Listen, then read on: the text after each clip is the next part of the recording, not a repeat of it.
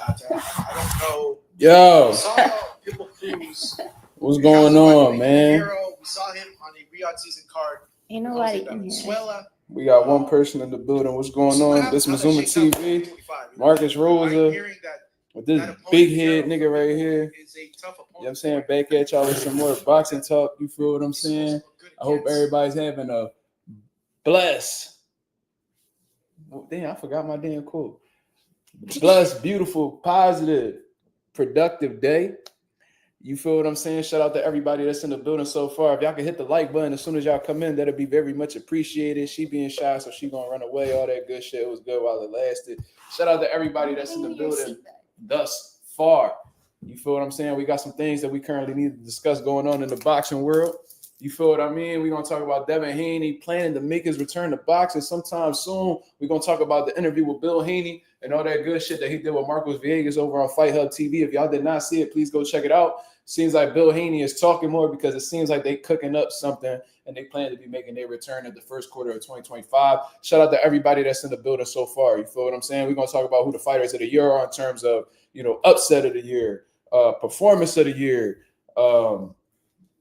fighter of the year, comeback of the year. We're gonna discuss it all, man. Shout out to everybody that's in the building so far. This shit, we could even get into the jokes like, you know, fucking dummy of the year. You know what I'm saying? All that other shit, man. Shout out to everybody that's in the building. We got 12 people in here so far. If y'all can hit the like button, let's get the algorithm on the up so that people know that Mazuma TV is live. You feel what I'm saying? I know I gotta take the Christmas tree down, man. You know what I'm saying? But we gonna let the new year rock out, and then we're gonna get rid of it. Probably throw that bitch away because my cat fucked that tree up. You feel what I'm saying? Shout out to everybody that's in the building. You feel me? Let me check these comments out. Coffee Plant took off the comments right away. He said www co-host www. Yeah, she over here acting like, you know what I mean? Like she's scared of the camera. She be on, she take pictures of herself all the motherfucking time, be making all these dumbass TikToks, but you know, she's scared of the camera when it comes to being on live. Make it make sense, y'all. Shit not really much different. You feel what I'm saying? Coffee Plant, what up? Agent 007, what up? Lorenzo in the building, what up? Dangerous Desire Bullies, what up? Paga Petite, what up? Low Nose Boxing in the motherfucking building, what up, baby? He said Usyk fighter of the year, hands down. We definitely gonna talk about it. We gonna talk about it, man. I'm gonna just let a few more people get in here, let the live cook up just a little bit more before we get to these conversations. You feel what I'm saying? Shout out to the boy Anonymous for letting the chat know that Mazuma TV is live. I appreciate it very much. B Banks, what up? That shit hot, ain't it? Better leave that shit alone. Let that shit cool down a little bit. It is, right? I figured out how to do it. I was trying to do it like, you know, like them real sharp pizza cutters. You could just go shh, shh, shh, shh, and then it'd be done. That you gotta really like, you gotta break it down in half. You gotta break it in half, then do fourths, and then it's a lot. But yeah, I know how to make it work now. Like the motherfucking live, absolutely. Absolutely. Why I made this pizza and you can't even serve, you can't even put one on the plate for me. Oh yeah, you want some nut shit. 2025, she getting her ass knocked out. And that's on. I can't do that on here. Fuck. Y'all ain't see that. I can't do that. But anyways, shit don't cost nothing. Absolutely, man. But you know, these niggas be stingy with the likes. Like that shit costs something. Like they only got a certain amount of likes they can use. He said market crip. Philly don't got Crips, man. Philly don't got Crips. My boy Low Nose Boxing, he getting straight into the conversation. This nigga don't do no warm-ups. He said best guy for Devin to fight on a comeback is Rolly. It's a winnable fight for Haney. It's also dangerous because Rolly could crack and Rolly will sell the fight and the build-up will be entertaining. Let's actually call Rolly and see what he thinks about this. Let me call Rolly. Yeah, Rolly be hitting me up, man. That's my guy now. Let's call Rolly. I'm gonna just call him. I'm gonna call him. You know what I mean? Just for a quick second. You feel what I'm saying? Should I FaceTime him? He don't like FaceTime. Rolly don't like being on FaceTime. Then fuck it. Let's try it. Me and Rolly, all right. We got an understanding. I ain't gonna say we cool all like that. Let's see if he answer. Oh,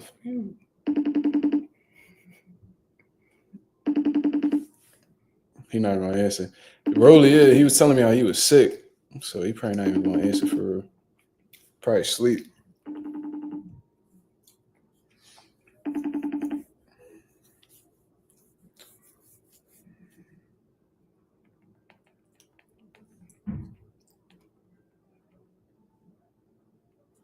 But Rolly don't really fuck with that Devin Haney fight. You feel what I'm saying? He done told me before, like, he don't really care for that fight. But I'll ask him just to give y'all a little scoop. You feel what I'm saying? Ones we could depend on, friends. Yeah, Rolly be hitting me up, bro. That should be crazy. He be like, yo, call me real quick. Be that type shit. I never would have thought this nigga would have been the one to be cool with me. Mind you, yeah, I saw that. And mind you, ask my girl, right? I was coming at Rolly when we was on the phone. I'm airing this nigga out. He was like, man, you seem like a cool dude, man. Like, why don't you just come out to Vegas? Like, what the fuck? I'm like, yo, this nigga crazy as shit. But he harmless, man. You know what I mean? He harmless. Tank fighting Abner Mares and Campbell Hatton in his next 2 fights. Yo, Lo, you out here trolling like a motherfucker, cuz. Why you playing with Tank like that? He was trying to fight Abner Mares. I ain't gonna lie to you, but Campbell Hatton, bro, that shit crazy. Fighting a nigga that's named after soup is crazy. Let me get. Fighting a nigga that's named after chicken noodle soup is insane. Let me get that joint on the plate. That shit going. No, I'm gonna put it down though. Let me get it. Fighting a nigga that's named after chicken noodle soup, that chunky chicken noodle soup, is crazy.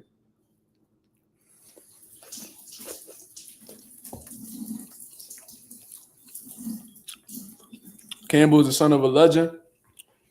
Ricky Hatton a UK legend. We ain't gonna say he an overall legend, but I get what you're saying. But don't the nigga got back-to-back losses? He lost to one nigga. I think he rematched him and lost again. Chunky turkey noodle soup. That's crazy. I ain't gonna lie. That shit used to be rocking when I was a young boy. I don't know about now, though. That Wawa chicken noodle soup fire, though. But, all right, man. We ain't got that many people in the building, but at the same time, you know, boxing real slow. At the same time, I ain't really alert niggas how I usually do. I usually give niggas like a 2-hour, warning. But you feel what I mean? I came on last minute type shit. I was really debating whether I was gonna come on or not. Who had a better career for you, Hatton or Amir Khan? All right, let's look at their most notable wins. Ricky Hatton's most notable wins happen to be Costa Zoo. I think he beat Paulie Malignaggi. And then after that, I don't really know if he fought anybody notable. Let's take a look at that. That's actually a good question. I'm going to say Amir Khan because I think Amir Khan beat better people. I think he beat better opposition. Hatton might have like the better record like on paper. But yeah, like Paulie Malignaggi, Jose Luis Castillo, but that was Juan Urango. I remember him. Luis Collazo. That's when he was on a tear. So Luis Collazo, a young Luis Collazo, Jose Luis Castillo, who was probably, he was on a decline. Floyd lost to Floyd, obviously. I mean, he got the Floyd fight. If you talking about better careers, like who had like I'm gonna say Amir Khan. I'm gonna say Amir Khan because Amir Khan got a few good fighters on his resume that he's actually beat. Like I said, Ricky Hatton got the better record, like on paper. But you know what I'm saying? Like, when he looked like somebody, he beat Chris Algieri, former world champion, Devin Alexander, former world champion, beat Luis Collazo as well. I remember Carlos Molina on the come up, beat Zab Judah, Marcos Maidana. He beat Paulie Malignaggi as well. I don't know. I'm gonna get at the Amir Khan.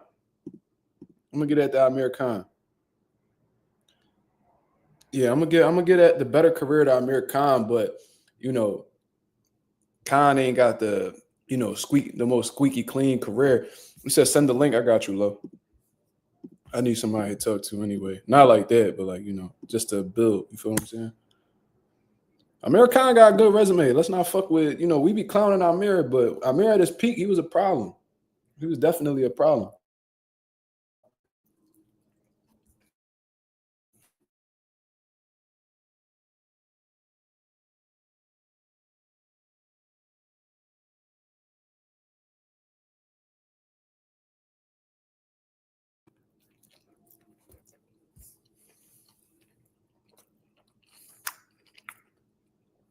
Khan was beating Zab ass.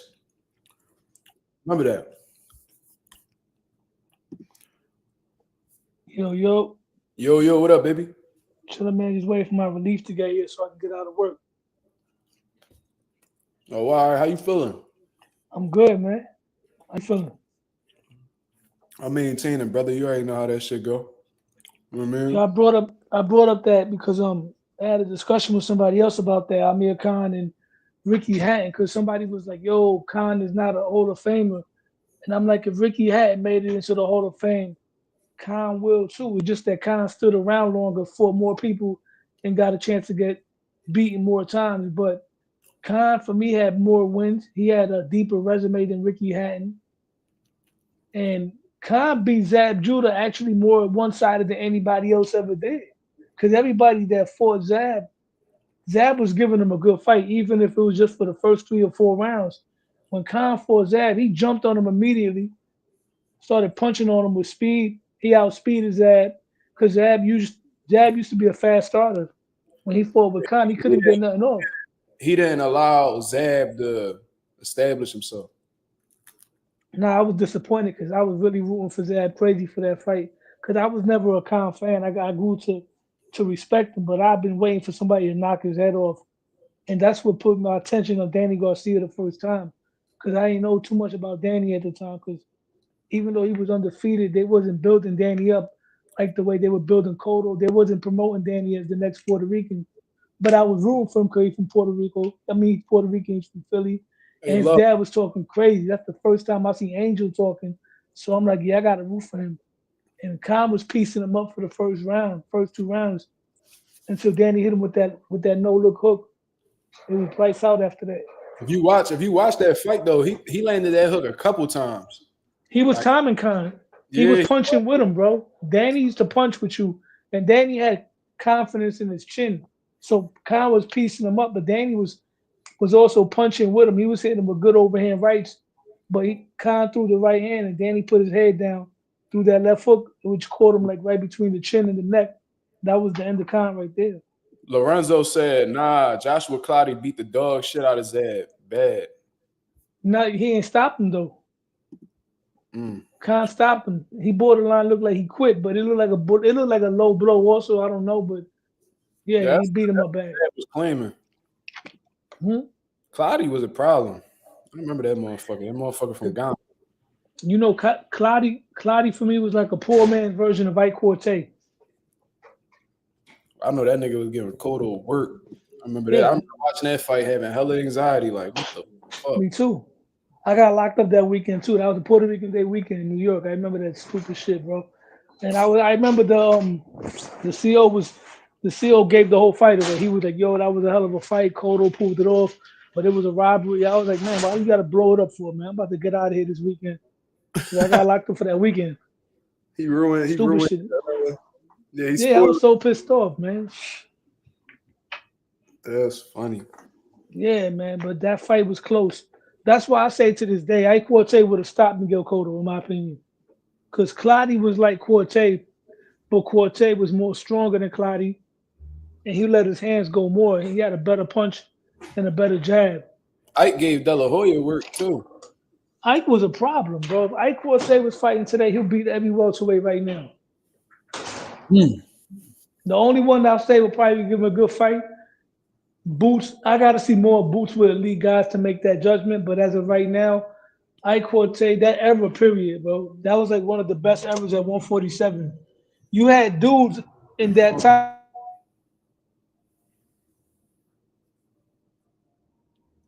You went out low.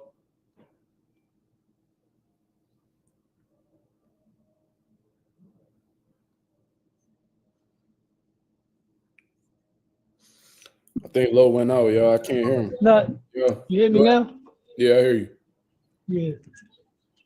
Now I'm about to go clock out where I'm at. The reception's a little bad, but what's the last thing you heard me say? Shit. You said you were saying how like Boots would probably you guys see Boots with more elite level dudes, and you said a little son after that, then you went out. Yeah, I was saying that era at 147, that was like the mid 90s, late Yeah. 90s. You had Trinidad, Corte, De La Hoya, those guys there in that era. A lot of dudes that never became, a few dudes that were never champion at that time would be champions now. That's how, top heavy the division was in the 90s. But nobody was beating those guys unless it was each other. I thought Ike did enough to beat De La Hoya for real, for real. Let me see. I mean, that's a good argument. But to He me, the said last round knockdown. did Ike fight after he lost to Winky Wright? Let's check. That was years later when he fought Winky Wright. Yeah, but he asking did Ike fight again after he lost to Winky? Let me see. After Winky Wright? No. Yeah, he did. No, He didn't. He lost to Winky and he ain't fight since then. He lost to Vernon Forrest and Winky back to back. He got jerked against Vernon Forrest. I've seen that fight. That's crazy.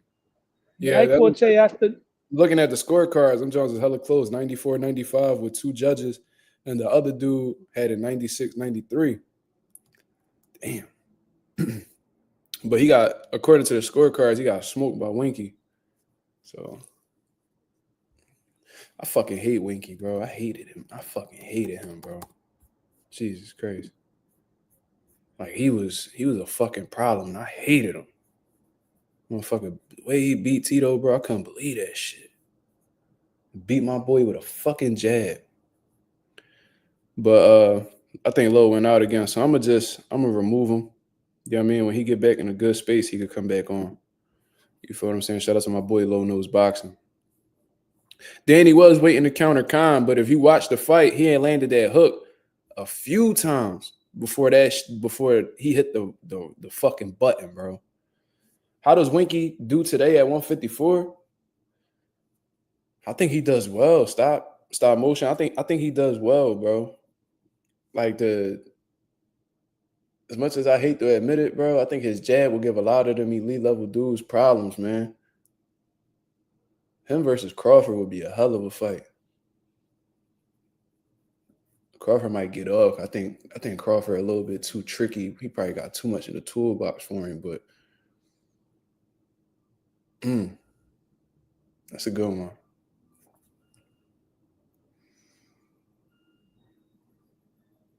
Yeah, Winky was bro. Listen, man, fucking hated Winky, but he was a monster. I ain't gonna lie to you. I was watching like a few months back, and like in my head, I'm like, man, fuck this nigga, right? But I'm watching him, I'm like, yeah, this nigga sharp. This nigga sharp. You know what I'm saying? But did y'all guys check out that Bill Haney interview with Marcos Villegas on Fight Hub? I seen Devin Haney made his little appearance and shit like that. He definitely working. He consistent. You know what I'm saying? And Marcos Villegas had some good. Let me see something. Let me see something real quick. Yo, I hear you. Yeah. You hear me?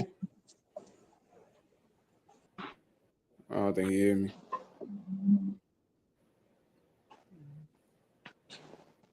I don't think you hear me. Yo, Lo, just get back with me when you get back on when you at the computer, bro. Be there in 15 minutes. All right, bet. Got it. But yeah, Bill Haney just did an interview with Fight Hub TV. Shout out to Marcos Villegas for putting that together. And it wasn't like the best interview. You feel what I'm saying? Like, Bill was just talking about, the whole Teofimo Lopez situation, which I want to talk to Lo. Well, I already spoke to Lo about it, so I'm gonna just speak my opinion on it.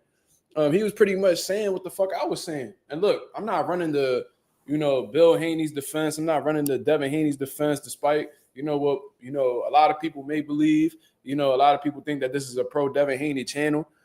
Shout out to the boy Robert Jenkins. He said, God bless you all. And hope all your Christmas was brilliant. And Devin Haney should fight Andy Hiroaka. I'm not familiar with that dude, but I'm gonna check him out just off the strength of you, Robert. Salute. Star Moses said, I can't watch an interview only with Bill. I want to hear from Devin. Well, Devin Haney speaks since the Andre Ward interview. I don't know who UKG is. You gotta put your camera on. You know what I'm saying? I'm not familiar with you, brother. Let me see what's going on. Wait, what you mean UK? You from the UK, brother? Yeah, man. Listen, what I'm gonna say to you is that it's like Devin Haney and all that. The big thing with the Haney. Yeah, it's okay. It's okay. It's like everybody can love that guy, but listen, bro, that guy got murked by Ryan Garcia, man. Garcia murked that guy. I know he was coming in at 143. I know he was coming in at 143 and all that shit, but listen, bro, if you're making out that you're this bad man killer that you're gonna knock everybody out, then you get laid out cold by Ryan Garcia, He didn't like get laid out drug. cold though. He got knocked out. No, he didn't. He was done in the tent, bro. He made it to the scorecards. He made it to the scorecards, but that fight was over, bro. Fight, boss. What you talking about, UK? You all right, man? Nah, listen, bro. He got murked, bro. That's it. So you don't. So you just gonna give. You're not gonna add no context to the situation. You just gonna bring up what Ryan did. No, I like context to the situation, but All right. So what provide what it. co- what Because context do you want me to say? the reality. The reality of the situation is that Devin Haney got beat. You think so? That's I the thought it was a no contest. all right. Whatever you think, bro. It's not what I think. It's what I know. You go check BoxRec right now, G. Yeah, we can check what you want, but he got his ass whooped, bro. That was everybody saw it. Yeah, that's obvious. But why? But, what led to that? What was the outcome of all of that though? The outcome is that Devin Haney's career is destroyed. Is it really? Why is he still getting fight offers then? He's dumb, bro. You know it as well as me. I don't Stop know that. capping, you I fucking got the bitch. same Stop capping, you bitch. Fucking bitch. bitch. Yeah, that's what you are, man. Go fuck yourself, you dossa. You fucking sausage. Go fuck Dasa, yourself. I don't like Tyson Fury. I don't like Tyson Fury. Wanker. Go fuck Yeah, yourself. whatever, bro. You can't throw hands, you fucking nigga. Nigga. Fuck you, nigga. Fucking nigga. Look, racist backing up Devin. Yeah, look, racist backing Racist, up. Racist just like him. And your headphones cheap as shit. How your headphones got two wires? There you go. There you go, bro. Baby ass curtain. There you go, bro. Yeah, I'm a racist. Why you laying like Yeah, that? I'm a racist. I don't like niggas, bro. I don't like niggas, bro. I don't like niggas, bro. I don't like niggas, bro. I know you don't. And you too blind to know what a nigga look like. Them strong ass prescriptions, McLovin. You ugly as shit, dickhead. Really? I'm like 56 years old. You ain't got no. I got like 6 kids. I'm 56 years old. I'm 56 years old. I'm 56 years old. You're a fucking. I hate on you're a nigga. I would never respect you. You're black. I would never respect you. You on my channel though, faggot. You on my channel though. Look at them grandma arms. Let's go, champ. Look at them grandma arms. Let's go, champ. Fuck you, you nigga. Fuck you, you fucking black. I will beat the shit out you. I will beat the shit out you. Yeah, exactly. Go about your business. He ain't had no muscle. This nigga just had fat nigga arms. Yeah, nigga. You're a nigga. Get the fuck out of here, man. That shit just go. Look at what just happened, y'all. Look at what just happened. Now, we need to do our research on who that is. We need to do our research on who that is. But what fucking sucks is the motherfucker did not comment in the comment section.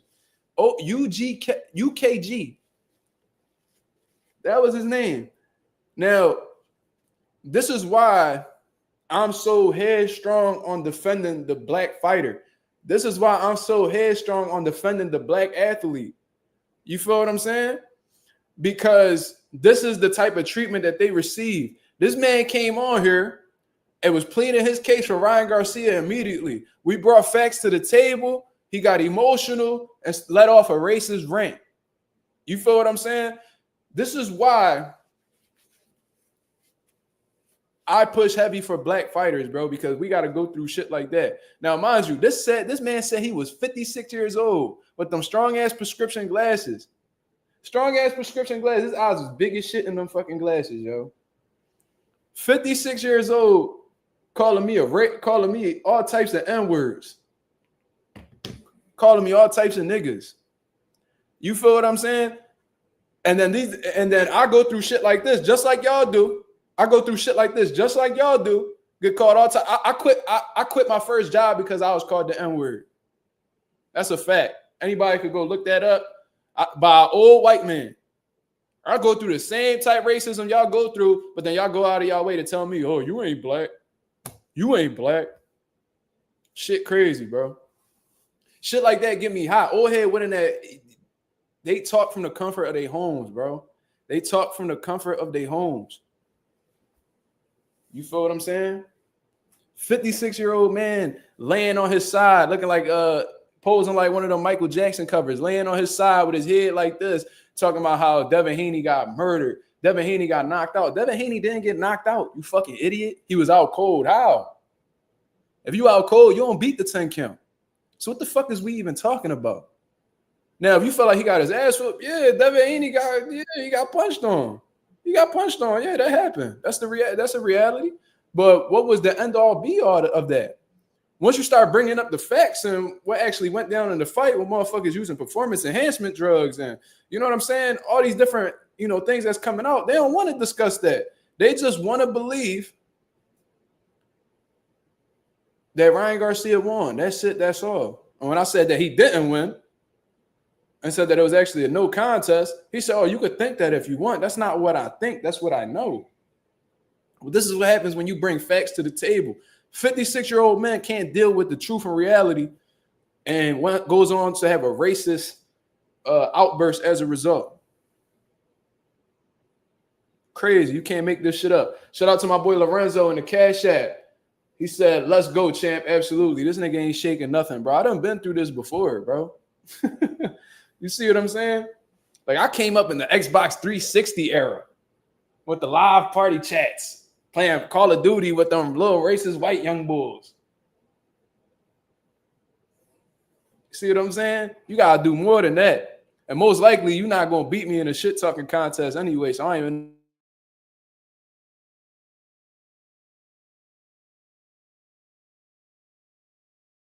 And that's on period, nigga. Shout out to my boy Stop Motion MMA with the $2 super chat. He said, I never seen a racist boxing fan like that. And that's why I don't really like to open up the platform to people I don't really know. Shout out to my boy Low Nose Boxing. He back in the building. Yo, you heard that shit, Low? I seen him before. I heard that voice. I seen that he looked familiar and sound familiar. That he was on another channel doing the same thing. Because there's another channel I listen to. It's a UK channel, Rap Star Boxing. Shout out to him. He's a good channel. And what's his name? Dude, what's his name? Rap Star with a W. Rap Star Boxing Knowledge. He's from the UK. Rap Star Boxing Knowledge. Salute. If Low fuck with you, he had Bill Haney on yesterday, and all right. That same dude got on the panel. Oh, so he just going out of his way to just hate on Devin Haney. That's just what he doing. He got people he hate on. He went on and he was going at it with I think with Punch Drunk. He was going at it with him over stuff. I don't know what it was over, but I seen that dude before and I heard his voice. That shit is crazy, bro. He's known for that. It's crazy how he said all these lies. He got corrected, and then I just got called all types of racial slurs as a result.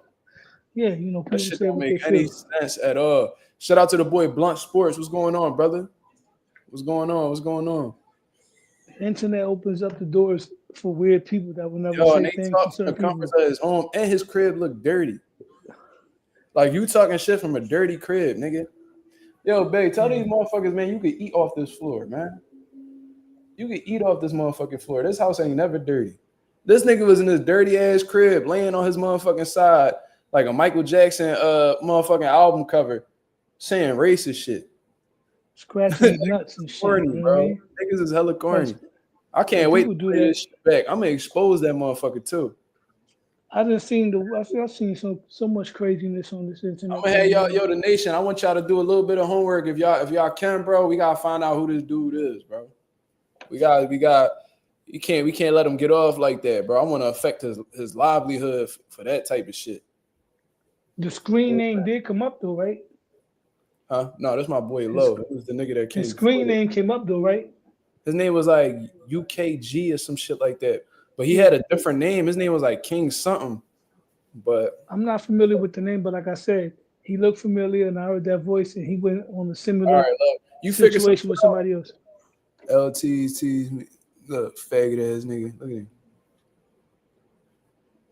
He could come back. He could come back if he want. I ain't got no problem airing nobody out. Yeah, I kept my composure. Yeah, I mean, because what can I do over a computer screen, bro? Yeah, what you gonna do? Start swinging and breaking, punching the phone? Yeah, like, well, I'm gonna start punching on my MacBook. Like, that shit ain't gonna affect you. If I was capable of hurting you, I would do it. Just know that. If I was capable of hurting you, like if you was in front of me, you would not say that. I promise you wouldn't say that. Because I said, dude, he's one of those guys that goes on different channels and gets into arguments and gets disrespectful when things don't work out his way. That's all. All right, man. I'll be over there soon. I highly doubt that's even him. And we not even about to have one of them situations where motherfuckers get a link and then they start flashing and all that weird shit, bro. You know what's crazy? Somebody jumped on a link one time. He did that on Greg's channel. He did some Blake shit one Throw time. the whole live away. You ain't about to fuck up my live because you feel like showing dick, nigga. Like that shit ain't happening. Yeah, yo, bro. I was on Punch Drug's channel, and this dude got on the live, and he just lifted his shirt up like he was trying to show his chest, like his titties or something. You know what I mean? Nigga had to get him off the channel. You got weirdos, bro. We live in a crazy world. Period. You got his name is King Ballfwin. Show yourself. Show yourself, weirdo. Look at him. A sad individual. How I feel to be a racist, you fucking weirdo. Yo, Lola, all I'm saying to you is, bro, like, who do you know? Javante Davis, bro? Javante Davis. Nobody care about what you talking about. You's a weirdo, cousin. You just let me on the stream, bro. Let me on the stream, bro. Racist, because you a racist. Bro, yeah, that's all you've got, bro. That's it. Yeah, that's a good thing. That's a good thing. You know what else I got? Hands. What you got, bro? And I will beat the shit out of you. I promise you that. You will never see that in my face. You couldn't beat the shit out of shit. Okay, Google me. I bet you I'll beat your ass. I'll Google me. See me on the camera, bro. All types of shit. All types of Couldn't shit. beat shit, bro. Ain't no point even going back and forth. Look Look at him. Shit, bro. Dude, bro. Fucking dude, bro. Boom, boom, boom, boom, boom, boom, boom, boom. What you gonna fucking do, bro? Dude, boom, boom, boom, boom, boom, boom, boom, boom. You gotta be drunk, man. You ain't gonna do shit. You can do fucking shit, bro. Glasses off your face, you weirdo. Look, this is called mental health issues right here. Look at these mental health issues. Look at these mental health issues. Shit.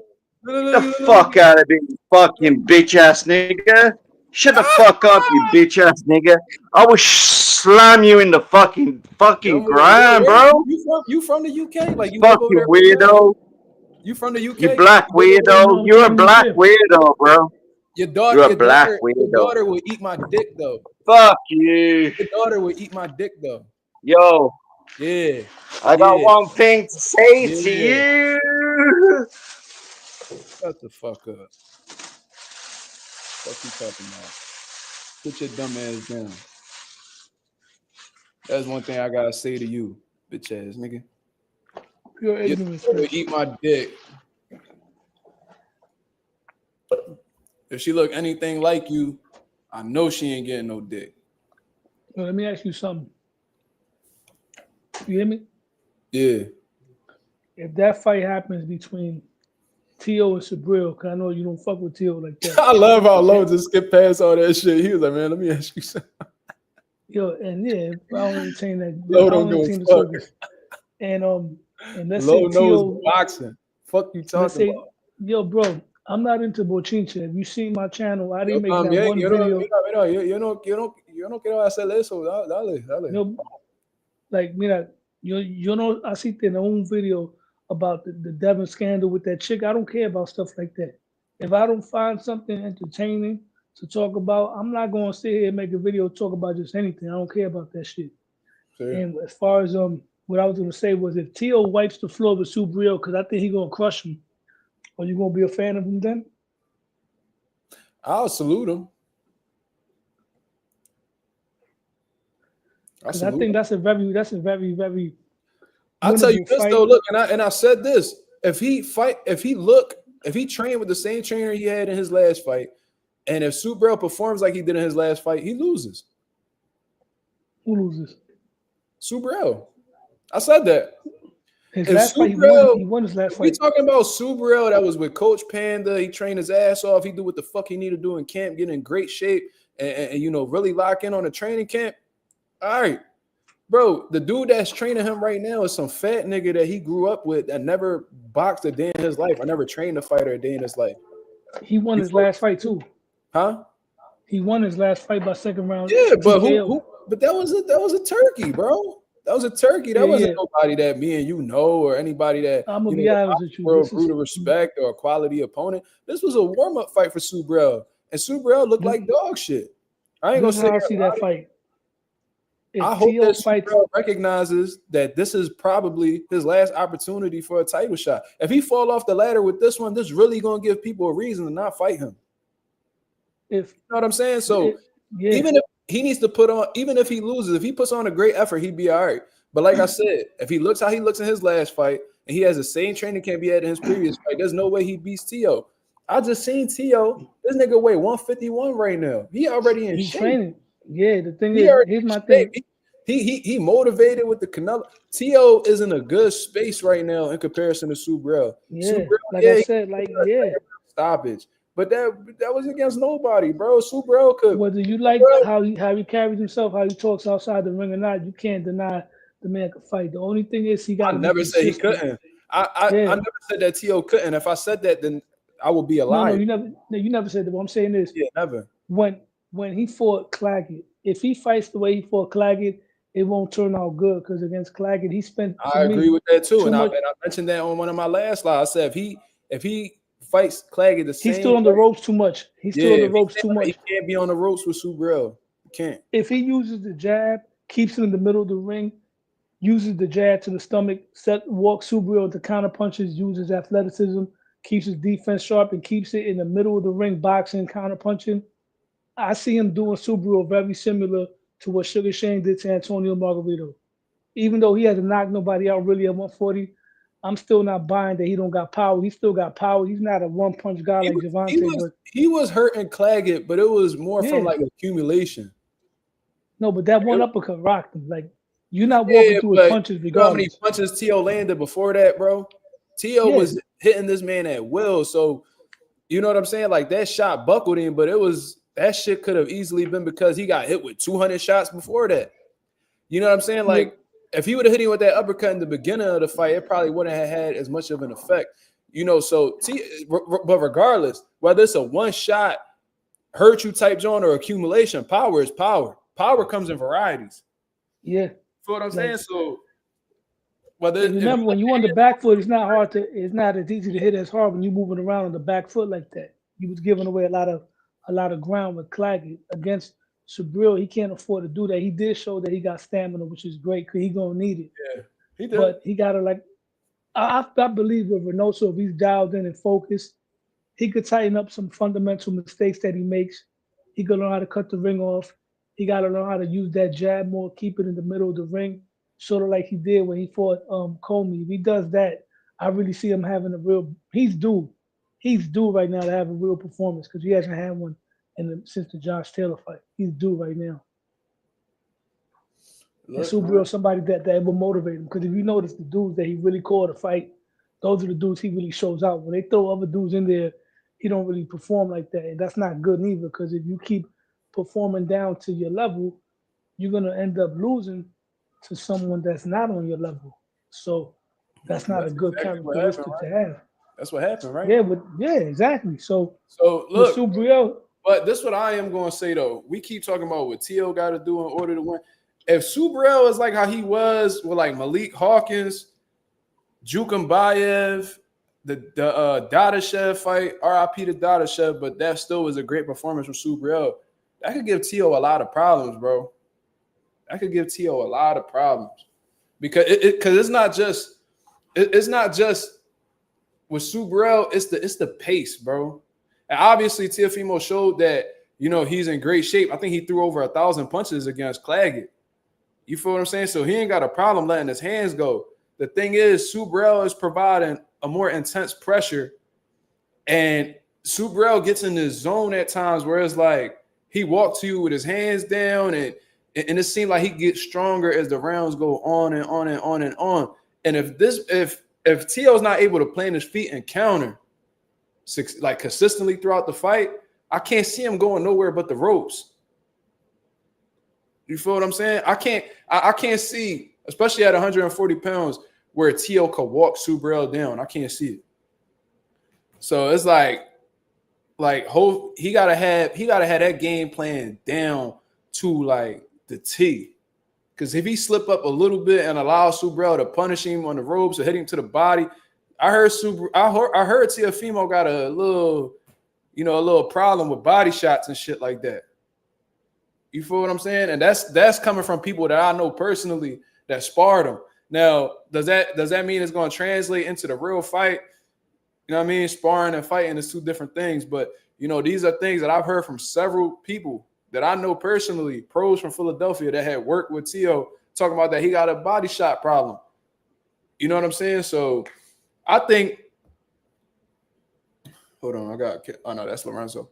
You know, if we talking about like previous performances, you know, T.O. might have the slight advantage. You feel what I'm saying? But I'm saying right now, if Subriel bullshitting, he got that same bum ass trainer, and he look how he looked in his last fight, there's gonna be easy money for T.O. That's all I really gotta say. You hear me, Lo? Oh shit, I think Lo went out again. no, I'm right here. Oh, all right. I'm making sure. What I said was both of them at their best. I got T.O. beating them if they even if they're both at their best. But once again, at their best, you know, you can't play around because, like I said, all he got to do is keep it in the middle of the ring. Subriel puts pressure and all that, but if he's going to be getting hit in return, and this dude T.O. is one of the best counter punches in the game. Counter punches between him, Tank, and how about this though? Tank and Bud. How about T.O.'s face, like how it responds to getting hit? Because I feel like T.O. swells up so easily. Yeah, you know, here's my thing. His bone structure, he's a light-skinned Spanish dude. Danny Garcia used to bust up all the time too. That's why he got to be more defensively responsible. He got that Danny Garcia syndrome. He busts up easily as well. Remember, these are light-skinned Spanish dudes. They got the sharp bone structure. Like if you look around, like the eyebrow area.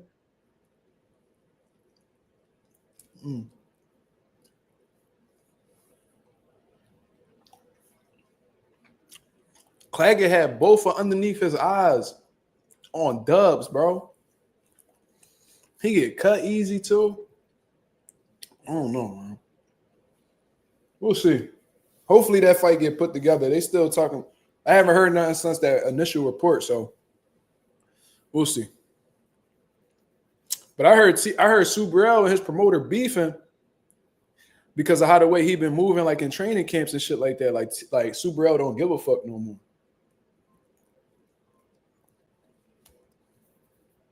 But TLB Subriel, I'm gonna salute him regardless.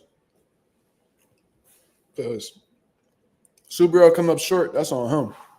And I ain't about to be making excuses for another man, so you feel what I'm saying? Hassan got a question for you, Lorenzo. I was about to call you Lorenzo. Lo. He said, how long can Tio keep ducking Devin? Oh, man.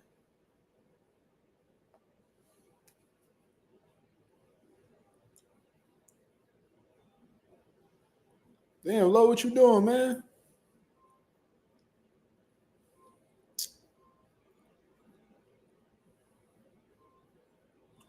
All right, my man Lo taking a little break right now. But I did listen to Bill Haney's interview with Marcos Villegas. And Lo, you can add on to this if you want. And I was talking about how they pretty much didn't really like the offer that, they had received from top ranks lawyers and things of that nature. You feel what I'm saying? He wasn't really understanding why Tio will be the A side in negotiations when Devin Haney and them usually does bigger numbers than him. They have a history of selling pay-per-views. He's never sold a pay-per-view. You feel what I'm saying? So, they didn't really understand where that offer was coming from. They said that the offer with Turkey Al-Sheikh was sent around October. I don't believe that. I'm gonna be real with you. I'm just telling you what he said, boss. Yeah. I don't know if it's true or false. No, I know. So he said that the offer was sent in October, and they said that he said that Turkey Al-Sheikh had offered. He don't know what Tio got offered, but they said that Devin got offered $5 million. You feel what I'm saying? So he said he don't know how much Tio got offered, but they said that Turkey Al-Sheikh had offered him $5 million for the fight, and they was on board. And he said he don't know exactly what Tio had going on. They said that the lawyers was with it, Top Rank was with it, but Teofimo wasn't.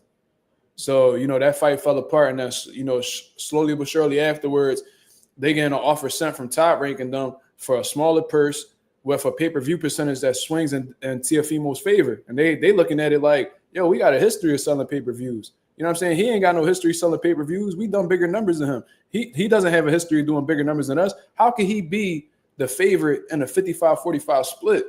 And this was the problem that I was saying, like, yo, I can appreciate that Tio is sending these offers to these fighters.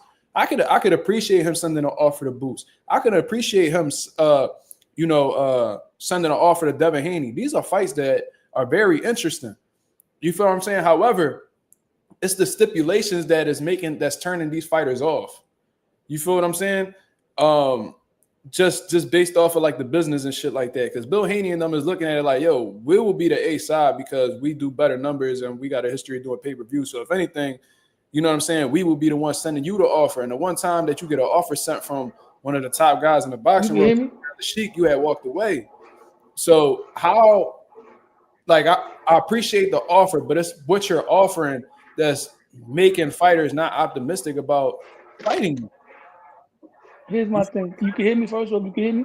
Yeah, I can hear you. I mean, I don't like getting into the A side, B side talk. I don't care about that. What I will say is that they're not that far apart. It's not like we talking about Javante. You know what I mean? As far as the Turkey thing, where's the proof? Turkey never even mentioned Tio's name. He don't even acknowledge him. You know what I'm saying? And then once again on the interview when Bill was on Rap Star's channel last night, he came up with a whole different story. I don't remember too much what it was, but I'm gonna be real with you. I don't believe it. And Turkey never mentioned it. They never showed a term sheet. They never showed nothing. See, when they were trying to fight Gary Russell, Bill came out with all the proof and everything. He had all the receipts. Where's the receipts for this? All people keep saying is, why would he lie on Turkey's name? They're Muslim. All due respect, not to when have you ever seen a term sheet, Lo? But anything. He showed proof when it was Gary Russell, right? They're not showing no proof with this. And then a lot of people defending him keep saying, why would he lie on Turkey's name? They're Muslim. All disrespect, all due respect, not to disrespect anybody's religion. Man, I grew up around a lot of Muslims that lie and kill and do all type of shit. So just because he's Muslim don't mean he can't lie on him. You feel me? So I don't want to hear that. I see what you're saying. Human. But everybody human, bro. All right, that's cool. You don't believe in the Turkey Al-Sheikh offer, so let's transition to what you do believe, the Teofimo Lopez offer. Knowing what we know about how the business of boxing and how it works, do you think that Devin Haney and Bill Haney are supposed to be okay with the offer that's being sent their way? knowing what they know, put yourself in a manager or promoter's position. Put yourself in the manager's position. Let's say you manage Devin Haney, right? And you know what you know about your guy. You know what he sells, gates, all that shit. And you know in your mind that T.O. not doing numbers like your fighter doing numbers, and you receive that offer. What's your reaction going to be? I mean, once again, that's something that could have been negotiated regardless instead of just saying no. They could have discussed it because as far as name, popularity, there's not really much of a difference. But in terms of numbers, what Eddie Hearn did is send a counter offer. When Brian Norman and was bitching, he sent a counter offer. Why T.O. and his lawyers ain't send a counter offer? Oh, you don't like this? All right, let's offer you this then. Ain't that what's supposed to happen? You guess so? So I think it was what they usually do with Top Rank is either take it or leave it. Because that's what they did with Devin Haney with the George Kambosos shit. They said, you want a shot at Undisputed? Here's the offer. Take it or leave it. Then when they did the rematch, Devin Haney was trying to get more bread. They was like, yo, take it or leave it. If you leave it, we're going to sue you for breach of contract. So he had to take it. My thing is this. If Bill and them really didn't want that fight for now, because I believe that one time they probably did, don't lie about it. If Devin and them choose to go and take a tune-up, it's actually warranted right now. You know, he came off a fight where he took a lot of punishment. You know, despite the outcome on paper with the no contest, he did take a brutal punishment in that fight. So if he were to take a tune-up, that's perfectly understandable. He shouldn't get crucified for that. But if you out here, you're talking crazy, like you want to fight this one and that one, and then when it comes out that you turn down a fight, I don't want to hear no pity now. You know what I mean? He should have just came out from the gate and said, look, we're looking for a tune-up. We're looking to come back and, you know, get a win under our belt. Because he took a lot of punishment in that fight. Yeah. You know, instead of talking about you think Dev wants that? You think Dev wants a tune-up? I believe so. They want something light, but he want to get paid. He want to get paid for the tune-up because it don't work like that. It don't work like that. That's what he want. Jumping into a T.O. fight, coming off of that fight, is dangerous. Hold on real quick, Lo. We got Robert Jenkins in the back. I don't know if this is a cat Robert Jenkins, man. So you're gonna have to show yourself on the camera, brother. You show yourself, I'll let you on, brother. I see you though. I already had somebody on here calling me all types of N-words and shit like that, man. So I need you to, reveal yourself, pause, before I let you on here. Because, there's a lot of weirdo activity going on, people posing as other people. You feel what I'm saying? So, you know what I mean? We got 2-4 as well. Same thing apply to 2-4. Oh, all right, I see 2-4. You feel what I'm saying? So, yo, I can hear me in the background. So if you can mute me 2-4, that'd be appreciated. Nah, I just muted it. What's going on, brother? How you doing? Nah, I was listening to Low. I'm doing good, and you, phone? I'm chilling, baby. Where you from? Chicago. Oh, all right. I could tell by the way you talking. That's funny. But go ahead, Lo. Finish what you were saying. My fault. I cut you off, bro. What I was saying is, if Devin take a tune-up is understandable, and this fight, for me, as a T.O. fan, I feel like for that fight to be intriguing right now, where T.O. will get respect for beating Devin, if he were to do it, because it's not an easy fight. I'm not going to say and lie and say Devin is trash, because he's not. It would look better if Devin get a good win first, because if T.O. go in there and knock Devin out, they're going to say he was damaged from the Ryan fight. Or if you go in there and go 12 rounds, and it looked like the Jermaine Ortiz fight, they're going to say, well, you struggled against a guy that Ryan Garcia beat up and pulled it up. Low, come on, Low. You think the fight will be like Jermaine Ortiz? And what I'm trying to say, if it goes 12 rounds and it's a close fight, because either way, that's a very possibility. It could be a close fight, competitive. It's going to look like, damn, you struggle with this dude. Ryan Garcia, who nobody took seriously up to this point, did what he did. It's not looking good, bro. Okay. You know what I mean? So okay. It's better for Devin to get a solid win and come back. Because if T.O., for instance, right, take Subriel, for instance, right? Subriel lost to Parrow, but Subriel was a close fight. He wasn't demoralized. He wasn't dropped. Subriel, and if T.O. would have took that fight off the Parrow loss I would have had a problem with it. But being that Subaru at least bounced back, got himself a nice little knockout, that fight is intriguing again. For me, Devin should go get another nice win, come back. That fight is intriguing because for me, Subaru, Teal gets more points for beating Subaru right now than beating Devin. Don't get me wrong, Devin's more Think accomplished. so? Yeah, right now, based on the overall, Devin totality got more. He's more accomplished than Subriel. He's more of a slicker, more skilled style. But Devin's last performance, he got dropped what 3, 4 times against Ryan Garcia, and he hasn't fought since. Subriel at least came back from a close loss that could have gone either way because he didn't get wiped out and got a knockout win. So for me, Teal would get more props for beating Subriel right now, especially if he beats him better than Parrow did, opposed to beating Devin because the haters are going to come out and say Devin was damaged, or if Teal struggles or loses, they're gonna say you struggled or lost to a guy that Ryan Garcia punched on. So nah, man, All right. So the nah. thing is, Go ahead. Let Rob cook. Go ahead, bro. oh yeah. God bless you both. By the way, hope you both had a Same great to you, Christmas. brother. By the God way, bless you as well. yeah. So what I wanted to add is that even in that fight against Devin Haney, that Ryan Garcia fight, Ryan Garcia he displayed through his actions that he still should not be taken seriously, merely because he did come in there in the fight 60 times over the limit on PEDs. So cheating means the sole purpose of cheating is because you know that you're not good enough to win.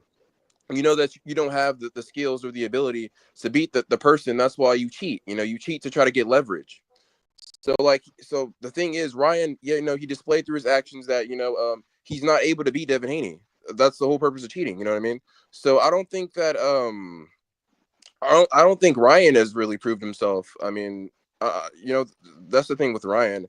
Devin Haney, I don't know. So we're going through the fighters to see like what's a good like any fighting suggestions for him. I'm thinking of the guy who knocked out Jin Sasaki. Andy, I don't know how to pronounce his last name. Andy Hiroka or whatever his name is. For who? For who? Huh? What was you asking? You Sorry. said you said Andy. Pardon me if I'm butchering his name. Andy Peroka for Devin. That's what you're Yeah, saying? it's difficult to pronounce his last Nah. name, but For yeah, me, he knocked out Jin Devin. Sasaki. Devin for me. Devin is better off taking against a better name than that. He deserves somebody better. I like Rowley for him, Yo, but I think hold up, Devin. Lo. My fault. Yo, hold up. Yeah. We got 42 people in the building with only 20 likes, man. Let's get the likes up, man. We got a lot of people tuned in. Show love. Let's get the algorithm on the up so the people know that Mazuma TV is live, man. Most You're not getting certainly, quality yeah. boxing talk. You're not getting quality boxing talk like this in many places, man. So show y'all appreciation. Let's get the likes up, man. Let my boy Lo cook. Go ahead. Yeah. Oh, what's the YSM, by the way? Is that the real YSM? Yeah, That's that's why, Jamil. son. Yo, Happy holidays. this where's I watch his. Yeah, I watch his stuff. That's great. What's up? What up, Jamel? Yeah, like I was saying, Devin should get a better name than that, man. At least Rowley would be good because Rowley is a fight that I think Devin could outclass him. But it's Keith also Claggett? he could do better than that. Like I Claggett? said, No, that's not a good no, name. no. Like I said, you Low, want because something that's Low's gonna sell. I'm trolling Yeah, Low. he trolling. He trolling. Yeah, Rowley's a name. Rowley got to win, right? Rowley does present an element of danger because he could still punch like a mule, and Rowley gonna sell the fight. And But being that Low, Devin, the thing yeah, is though, Low, just because they don't got like a big name yet, don't mean like they're a great quality fighter. You feel me? I heard Andy Hiroka or whatever his name is the best at 140. That's what I heard. let me ask you a question: who you think is gonna bring Devin a higher payday? Andy Karoka or Rowley Romero? And Devin Devin already. I want mean, money. he's already a big name himself, though. Like he already. That depends Doesn't he on where the sell? fights. Yeah, Does it Devin Haney depends on sell where by the fight himself? is located, though. Does Devin Haney sell by himself? I don't think that Dev's at the point where he can sell by himself. He needs For real? No. Hear me out. When you talk about sell, Dev's at the point where Dev's on pay per view. Can Dev sell a pay per view without a quality name? No. A lot of dudes can't sell pay per views without quality names. Now, the Rowley Andy Hiroka thing, they could offer Dev a lot of money to go to Japan and fight Andy Hiroka. So I don't know if it's more financial which would be a better financial gain, him against Rolly or him against Haruka? You had to see like both offers to really determine that. But Haruka would be the more formidable fight. That's why I would like him to fight him. Rolly's a bum. I mean, I don't like calling fighters bums, but I think Rolly, you know what I mean, or Pitbull Cruz would be. Low, I heard you could call beat Rolly. Low, I heard you could call beat Rolly. niggas bums before, bro. We gotta stop that, dog. I heard you call niggas bums before. I never called anybody bum. I hate when people do that. I heard you call niggas bums. Who I called a bum? I can't recall, so I'm not gonna go too far. You can't recall. I can't recall, but I remember you calling niggas bums before. All right, I'm gonna let it go. It probably was probably reason why I said it, but I wouldn't call Rolly a bum. He's a former world champion. At the end of the day, he's not a club fighter. You know, he's not a club fighter. He's a former champion. He's a name. Or you can put Pitbull Cruz in there with Devin, but I don't think. Oh yeah, Pitbull. Okay, I would watch that. I would watch Pitbull and Devin. Yeah. Pitbull only want to fight guys that stand in front of him, though. I don't think he'll fight Devin. No, what about Arayo? Hey, Arayo and Devin Haney, that would be fire. That's too dangerous. That's too dangerous. He got a fight coming up. That's too dangerous. Right. We talk about Devin. Go ahead. Yeah, Lo. A lot of these dudes got fights coming up, though. You know what I mean? The division is busy right now, bro. A lot of them. Arayo ain't got nobody. Rayo's gonna fight. He on a tank card. He about to fight Gary Antoine, cuz. But that's not confirmed, right? That's not confirmed. Yeah, It's confirmed. It's confirmed in the back rooms. It's gonna be Antoine. Alberto Pollo versus Sandor Martin. Like there's a lot of motion. Wait, Jamel. Yeah, you got. Oh no, everybody. It's for everybody. You know what I heard? Catterall fighting Barboza. Oh, what you gonna say? I'm sorry, Lo. Continue. Catterall's also fighting Arnold Barboza. Yo, I guess Rolly watching the live because he said, I think him suing people for battery is gay. Like, nigga, you get paid to get your ass beat. Shut up. I guess see what I'm saying? Rolly will sell that fight. Yo, that really is your boy now, Masuda? I ain't gonna say all that. Yeah. Okay. Y'all want to know what I heard? We had a conversation though. So. All right. So it was this one dude. But I ain't hit him up, so I guess he watching. Oh, really? Yeah. But I was gonna say, it was this one dude. I don't know if y'all know him, BF or whatever. He said that Shakur ducked against Gary Antoine Russell Jr. at 130. Gary Antoine don't even fight at 130. I think you might be talking about Gary Russell Jr. Yeah, Gary Russell Jr. Oh, you talking about Mr. Gary Russell? Yeah, somebody said that Shakur ducked him. Is that true? Hey, yo, but here's the thing. What's your name, bro? Heard that.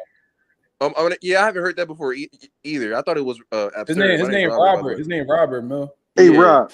All right, so the word ducking gets used so loosely around like media and fans. It's like dudes have like, all right, so let's say your promoter has a particular plan for you and somebody else comes and they want to fight you, but you already got everything that you're going to do lined up. Fans will call that a duck because you're choosing another fight. But the reality is like there are things that happen in business. Scheduling's the most important thing, but sometimes people want to go different routes, whether it's what's good for short-term business, what's good for long-term Right, they could business. already have a game plan. A lot of times dudes have game plans. Like they have their fights 2 and 3 fights like in a row. They know who they're going to fight. Right. So guys need to stop with the duck talk. Like not everything is a duck. Yeah, and plus I don't think Shakur would ever. Like that. This is at 130. This is 130 Shakur. Like 130 Shakur is like Superman. So I don't think 130 Shakur is ducking anybody. No, I'm saying that's a good fight, but was it ever feasible? Like, were there ever talks where like it's a lot that goes into making a fight? Do the networks want it? Do the promoters want it? Do the managers want it? Do the fighters want it? No, Jamil, give us an example of an actual duck, of a situation that was really a duck in your eyes. Y'all want me to be honest, because I don't want this fan base You on gonna my say ass. Tank? Nah, go ahead, bro. Whatever you want to say, Canelo bro. Alvarez and David Benavidez. That's ducking. Oh yeah. What they And the offering reason like 70? What they the offering reason like why I 70 say it's million? ducking, the reason why I say it's ducking is it's the most lucrative fight for you at this point in time. Right? It's at the weight that you're currently campaigning in. And it's a fight that the challenger deserves because he's beaten quality people over the Yes, course of agreed. time. He deserves that fight. You can't tell me Mhm. that David Benavidez doesn't deserve it, but Jaime Munguia and Edgar Berlanga does. So essentially, you are fighting lesser versions of said fighter that don't bring in the economic value of said fighter. That's ducking. Right. And the Yeah, thing after is, oh, we're gonna say, "Low." I'm sorry. you know, Continue. I'm saying I agree. I agree on that, and I'm a Canelo fan too. But I agree with that. You know, and I'm gonna say this: when he was first calling him out, Canelo told him, "Go fight this one, go fight that one." In other words, go out there and create your lane, which is something that the Big Charlo never did. He turned around and fought Caleb Plant with common opponent. Turned around and fought another dude that people were saying that he was ducking, and Demetrius Andrade knocked him out. So he definitely earned it. That's earning and deserving. Now he's about to fight David Morrell. And a lot of people don't know this I is remember when Canelo said that David Benavidez only had one world champion on his resume, and Benavidez went on a run after that. So like, and I mean Morrell's not gonna be easy at all. At all. then you That fight he Edgar might lose Berlanga. that How fight. many world champions he got? Shit, crazy. That I shit definitely duck big time. I think Benavidez finna. I think the Mexican monster finna to brutalize David Morrell. He I don't will know Uh, about not. that. Yeah, And you know what's Jamil crazy? rocking with Morrell heavy, dog. I Yeah, got Mexican Morrell monster too. I ain't gonna lie. brutalizing Morrell. Jamel. Jamel have Cuban. Jamel, you have Cuban, right? No. I knew David Benavidez might get stopped that fight, yo. Yo, you told me this Nah, in it's no chance of that. It's no chance. Okay. yo, Jamel, you Okay. told me What this in you told me this in person when we was at Bowles. I remember you was telling Bro, me that I stand on that. I'm taking David Morrell by stoppage. Okay, well, are you betting on it? by stoppage, I don't know about I that. got money. I got money tied up on it already. Oh, you finna lose a lot of money. I was Okay. gonna. I feel like a lot of times dudes go with whoever's the hot pick, whoever's the bigger name. Boxing, But ask Benavidez ain't Bruno, just a bigger name though. He actually ask got the Bruno, skills to back it up. and what Morrell got. Not as good as skills as Benavidez. I think Cap. you ain't watching. I think you ain't watching closely.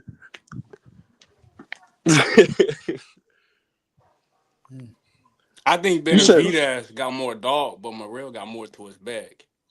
I believe that too. A lot, all due respect, and this is not to slander, a group of fighters because I like a lot of Cuban fighters too. Andy Cruz is one of my favorite. Andy Cruz is my favorite Cuban fighter right now. Oh, But really? and a lot, yeah, and I got a chance to meet him. He's a good dude.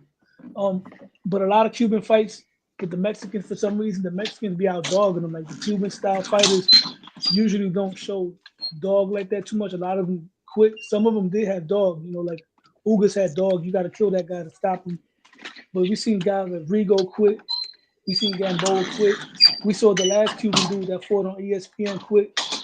I'm not yeah, saying that Morrell's gonna quit, but I believe that Benavidez may have more dog. But then again, that's yet to be seen once they actually fight each other, though. Lo, I hear you. But the same way you can say that, you've seen Cuban guys quit. I've seen Cuban guys beat the shit out of Mexican dudes and Oh outbox them wow. thoroughly. There was Hey, Lonnie Lo, I did want Lara. to. I did want to say something low. Who? Wait, Lo, I think Edwin better than Andy Cruz. I think Edwin would rip off Andy Cruz's head. Who?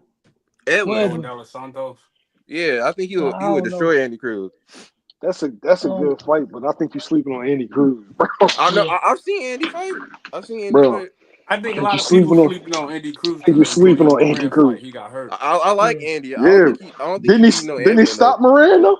Yeah, he Yeah, stopped he him. I'm did. just saying, not He me. got I'm not clipped sleeping on though. him, but I think Devin that's Haney why Yeah, a that lot of didn't people happens like. though. starting to But sleep bro, on that's Cruz. That boxing, bro. happens. That happens. Devin Haney You didn't get think clipped. He got He clipped got by clipped Linares. against What are you talking about? Linares. And he No, got clipped no, by Haney didn't JoJo get clipped Diaz. by no Moran. He got clipped by So what? Linares. But so what? But that's That's Moran. triangle theory. There's difference between levels though. No, that's Linares is true, triangle better than theory true, Moran. stuff. That's triangle Ali theory got stuff. Cause Muhammad I mean, it's Muhammad a Ali fight at got the end of clipped the by day, though. Jerry Quarry, bro. It's yeah, a we fight, can't do but it's levels to the listen, fighters. we can't do triangle theories because if that was valid, then Yeah, Kambosos we was supposed can. to be They worked Lomachenko. before low. No, but yeah, but That's if how I that's knew the case, Kimbo was like gonna be Rolly. but not all the time though. Kambosos was supposed to be Lomachenko then. Huh? If that's Yes. the He's case, saying yeah, because triangle theory word. Damn. Teal fucking took Kambosos 9-3. He 9-3. He 9-3 Lomachenko. And you saw what happened with Kambosos, and Kambosos got killed by Loma. We can't do that. Roberto Duran got iced in 2 rounds Okay. I see what you're saying. You said by it time. don't happen all the time. Yeah, we can't gauge it like that. You know what I mean? If you know about the history, Duran got iced in 2 rounds by Tommy Hearns. And then Duran gave Hagler 15 rounds of hell. And Hagler put Facts. Tommy to sleep. And Duran knocked out the guy that knocked out Tommy when he moved up and knocked out Iran Barkley. We can't And But do all Duran that, I is feel bro. like Duran is the only dude that got a victory over Ray Leonard. And Tommy, Yeah, even though I thought Tommy won one of the fights, Tommy and Hagler don't. exactly. The Hagler fight was close, but what happened on paper is what happened on paper. Duran beat him. Even though Duran only got one win when they all fought each other, but he beat the main king out of all of them. What he did, moving up in weight to this day, in my opinion, in my knowledge of boxing, that was the biggest win in boxing that any fighter's ever had moving up in weight because usually Time out. That's one of the biggest wins in boxing, period. no. Yeah. But what I'm saying as far as moving up in weight, listen to this one right here. Usually when a dude moves up in weight to beat a bigger guy, the smaller guy's usually more skilled, faster, more athletic. The bigger guy's just bigger and stronger. That's it. Duran was older than Ray, smaller, slower. Only advantage he had was experience and power. Ray Leonard was a bigger guy, a slick black fighter with athleticism and everything, an Olympic gold medalist. To move up and beat that, that's like Canelo being Floyd's Look, age and moving up and beating a bigger guy with Floyd's attributes. That's what Duran did. but all right, so I'm not going to act like he just moved up. Like he had been at 47 for a bit before he fought it. He What had I'm saying to you, acclamation fights. what I'm saying to you is, I don't think you can find one win better in boxing history than Ray Leonard in his prime. You being a 35 guy that eventually moved up to 47, and you fought a dude not after no car crashes, not a bunch of injuries, not no knockouts, and nothing like that, right? I'm talking about at his complete best. I don't think that there's another win because you could say Joe Frazier and Ali, but reality is Ali had 3 years off and then he came back for 2 fights. Yeah, that's a good But debate right there. I can't find another win better than that. That's a yeah, good one. I yeah. was just Tell saying Turkey wins though. moving up. I was just gonna say, somebody got to tell Turkey to make that fight happen. Or low, the battle of the Cubans, Edwin and Andy Cruz. Edwin ain't I Cuban, don't he's need any Dominican. Turkey for that fight. Y'all niggas act like Andy got like all these fights though. Yeah, he only got 4 fights. Yeah, I gotta They let should that have boy. him more active. They should put him on a Lomachenko run where he's fighting more often because he's a fast track fighter, you know, the Olympic style. The Olympic pedigree. And he should be fast track, which he is being fast track because obviously he started off with a 10 rounder, but they should have Andy more active. You know what's a good fight I would like for Andy? Tevin Who? Farmer. Seven. Yeah, Yeah, that's a 7 good Farmer fight. get a good test. Because Tevin Farmer got jerked the last couple of times, man. I thought he won the That last fight against Yeah, he Cepeda. beat Zepeda. I don't That's see that. That it's too close. You know what I mean? They could do that. They could do that in It- Philly. no, Mark know what I'm talking about. It's too close. Like they've actually sparred. Who? Man, that must have been Andy and some good Tevin? work. Yeah. You know Andy trained in Philly, right? Oh, I didn't know that. Oh yeah, he boots Ennis's dad's coach, Yeah. fighter. Yeah, one of his fighters. Yep. Some Jones I can see happening. It's like Raymond Ford versus Stephen Fulton. I just don't ever see that happening. It just won't happen. It's too close. That's way too close. That should have sparked some personal shit. Yo, let me ask you if you think I'm crazy for this. I anticipate Tank versus Keyshawn more than Tank versus Shakur. Oh my gosh! For Yeah, sure. If Tank do that, he a duck. I say that fight will be more exciting. it'll be more build up. And I really think that Tank versus Shakur, with due respect, will be a boring fight. It will look a lot like Canelo and Lara. As soon as Shakur feels that power, I think Shakur is going to move around too much. He got the skills to get it done, but it's like when he's against certain guys, he doesn't really believe in his defense to the point where he can stay in the pocket and slip and do the Pinel. Instead, he just jumps back out of range. And I could see it could be a fight where Tank gonna be chasing him. Rounds are gonna be close. A lot of people probably gonna think Shakur won. Shakur fans are gonna feel that way, but the judges are gonna go with Tank because he's Tank. I think that's a 12-round fight where you got somebody chasing somebody around the ring. The business of boxing, right now, the Shakur fight, I see it playing out exactly like that, bro. Shakur is not going to win those rounds, those Edwin De Los Santos rounds, where nobody landed anything clean because Tank's the cash cow. And if Shakur stands there and decides to engage with Tank more than what he's comfortable with, we all know the outcome of that. I don't think Tank gonna knock out Shakur. I think he can stop him with a body Shakur, shot. if Shakur's in the pocket with Tank, he gonna get knocked out, bro. Mm-hmm. I don't think bro, so. We sat there. We gave you Robert. So you saying that if Shakur sit there and trade with Tank, Tank will not touch him? No. The thing is with Shakur is he like the Matrix. He gonna defend against his punches. Even if he in the pocket, he gonna defend against his punches. Bro, Tank too fast and way too sharp for Shakur to be. Like I was saying, Shakur don't do Matrix moves. Shakur he don't do Matrix moves, bro. He don't do Matrix moves. Matrix moves is what Pernell Whitaker did. He'll stand in front of you. Really swift too. No, he don't. What I'm saying is he doesn't do Matrix moves. He don't slip like the way Pernell.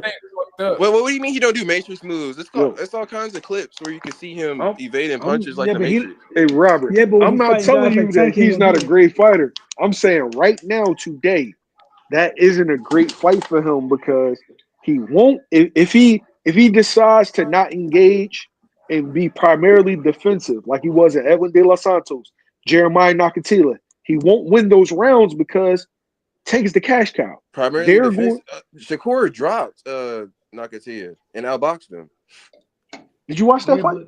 Yeah, he dropped Nakathila and outboxed him. No, I'm okay. If you watch the fight, you would notice that Shakur stopped engaging at a certain point. A couple of times. He was primarily defensive. I'm telling you, the business of boxing says that those rounds where nothing's happening, the cash cow is going to get those rounds. And what I'm saying is that if he decides to engage Tank, wanting to push the fight more because he knows that in the back of his mind that he won't get those swing rounds, now he's putting himself in danger. Wait, how the cash cow gonna get those rounds if he don't do nothing either though? He got to actually do something. Bro, how old are you? I just turned 23. Okay, 20. That makes sense, bro. Once you hit 33, you're gonna remember that statement. You're like, damn, it was right. Bro, this is fucking boxing. This is the business of boxing. And the business of boxing says whoever fucking sells tickets, they will protect him. Point blank, period, bro. Example, young man, what's your name again? Robert. Robert. I'm gonna give you a boxing history lesson right now, right? Good, so you can have some, up to speed. Julio Cesar Chavez and Pernell Whitaker were both considered number 1 and number 2 pound for pound. Pernell was a bigger name than Shakur is now, and Chavez was the face of boxing at the time when Tyson went to jail, and that was a fight where Pernell, who's a better boxer than Shakur, did everything that you would want Shakur to do. He outboxed Chavez. He stood in the pocket. He pushed him back. I only gave Chavez 2 to 3 rounds, and they scored a draw because Chavez scored a draw. That's one of the worst for me. That's the worst. That's the most that's the worst robbery in boxing. A lot of people throw the word robbery around a lot, which is wrong because a lot of fights be close. That was a robbery, bro. Pernell Whitaker to this day, in my eyes, won that fight. I don't even acknowledge the outcome as a draw. Watch that fight, and that's the example. Oh wow! Thanks for letting me know that though. That's crazy. Yeah, and that's the example that YSM is telling you, Jamel, that Tank, they're gonna give it to him. He's the favorite. He's the cash cow. He's the more exciting fighter. It makes more business sense for him to continue to win rather than to lose to somebody that's gonna get booed. Yeah, and another thing I want to point out to Jamel is, like JK said in the comments, Shakur was also injured in that Edwin fight. He also had like one hand. He beat him with one hand. Once again, that's Edwin. We talking about Tank. Tank is just as in fact, Tank is more athletic than Shakur. All the slick stuff Shakur could do, Tank could do it. I Shakur don't might think be a little so. more. He might be Shakur able more, to do it, but I don't think he's able to do it as good as Shakur. yeah, Because but the Shakur power got the makes up lowest for hit it. percentage. Shakur's got the lowest hit percentage ever. Tank get hit Against more than who? Shakur. Against who though? If you put the guys Tank fought, right? I'm gonna give you two guys in Tank's resume that beats everybody in Shakur's resume. Oh Pitbull yeah, Cruz probably. I think the toughest guy and is Ryan. Edwin. In fact, I picked Ryan to beat Shakur, to be honest with you. And I would never Oh say yeah, that yeah. You before. don't. Yeah, Hell I Shakur think no. vanquishes so. Ryan. You got right. You Hell got no. Shakur fucked up, Lo. Yeah, Shakur vanquishes Ryan. Nah, Wait, but wait, wait, he wait. takes that power. Wait, Mazuma, I got to mess up. You Ryan saying gonna be looking for that left hook all night. Ain't gonna find that bitch. exactly? Yo, I just don't think that right now in this point in time, right? And Shakur is still young. He can evolve as a fighter. And Tank, this is kind of the finished product. This is probably the best you're gonna see of Tank. And it's pretty fucking good. But Shakur is what, 26, 27 years old? He He's still has 27 now, I think. he still has time. But like right now at this point, I see that as being a bad fight right now with the hand injuries, with the recent performances, where his star power is as far as the business of boxing goes. Because if he was on equal footing with Tank as far as star power, then it would be whatever it is. Whoever wins the fight wins the fight. But Tank makes rich people a lot of fucking money. And that's the key to being successful in life. Do you make rich people richer? Sounds crazy, but yeah. Mm-hmm. Yeah. So, Yeah, I Mil, don't think. I wanted Oh, to where you ask go? you I'm sorry. this. I wanted to ask you this, Mil. So, me and Lo was talking about the Teofimo Lopez offers that's been going around, the Boots and Haney and shit like that. And I was talking about how I appreciate that, Top Rank, the lawyers behind Top Rank and everything is sending those offers to those fighters because it's letting us know that, Teofimo, or at least Top Rank wants to see Teofimo fight somebody of quality next, right? Especially they talking about finalizing the deal with Subrel, all that good stuff. However, with the offer that he's sending, with the 55-45 going in his favor, along with I forgot the 2.4 million, I believe. This is according to Teofimo, by the way. Is it like are they supposed to be okay with that offer, knowing what they know? All right. Low may not want to hear this, right? But if you look at business, Teofimo Lopez isn't the A side in none of those situations. That's what I said. Go ahead, continue. Right? Yeah. So is the offer to Boots real? Yeah, it's real. I mean, but here's the issue. You got one dude that got different plans. Teo's looking to get paid. Teo wants a big fight because Teo's on record saying that he hasn't taken home $1 million. Right? And he's looking That's insane.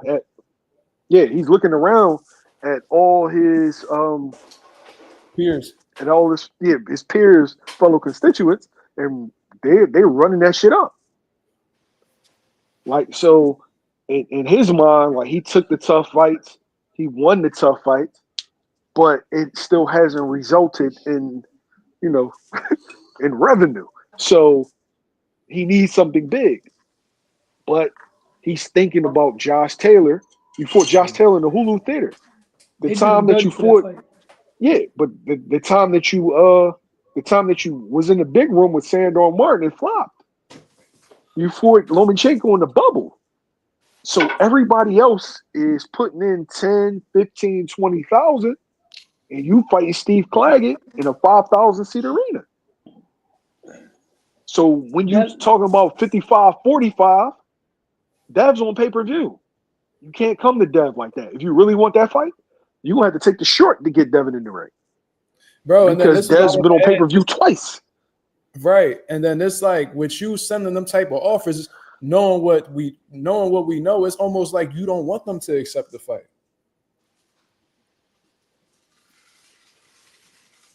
Well, I wouldn't you say know that he now- doesn't want to accept it, but I hear what you're saying as far as the business aspect. You know, as far as these guys are more proven commodities as far as ticket sales, pay-per-view, even despite Teal, being a champion. I get it. The Lomachenko thing, you can't change back the hands of time. That fight was during the pandemic. There was no crowd, but that's not nobody's fault, and that's like wrestling. When Drew McIntyre became the champion, he won the belt at WrestleMania or something when there was no people there watching it. You know what I mean? Yeah. It is what Also, it is. Glow, you a wrestling dude? Hell yeah, I grew Yeah, up on me it. too. Oh, I love okay. WWE. Oh, okay. So we can, so Even though I I haven't can watched use it in a that as a while. point of reference. All right. So essentially, he got fucked over, and he got fucked over with bad circumstances, right? And it's cool. And mind you, I can't stand T.O., and we all know why. But as far as business wise, Top Rank is only good to a certain point. And the reality is Teofimo Lopez is marketed as a Latino, but him being from Honduras hurts because Mexicans don't give a fuck about Honduras, and neither does Puerto Ricans. This is the truth.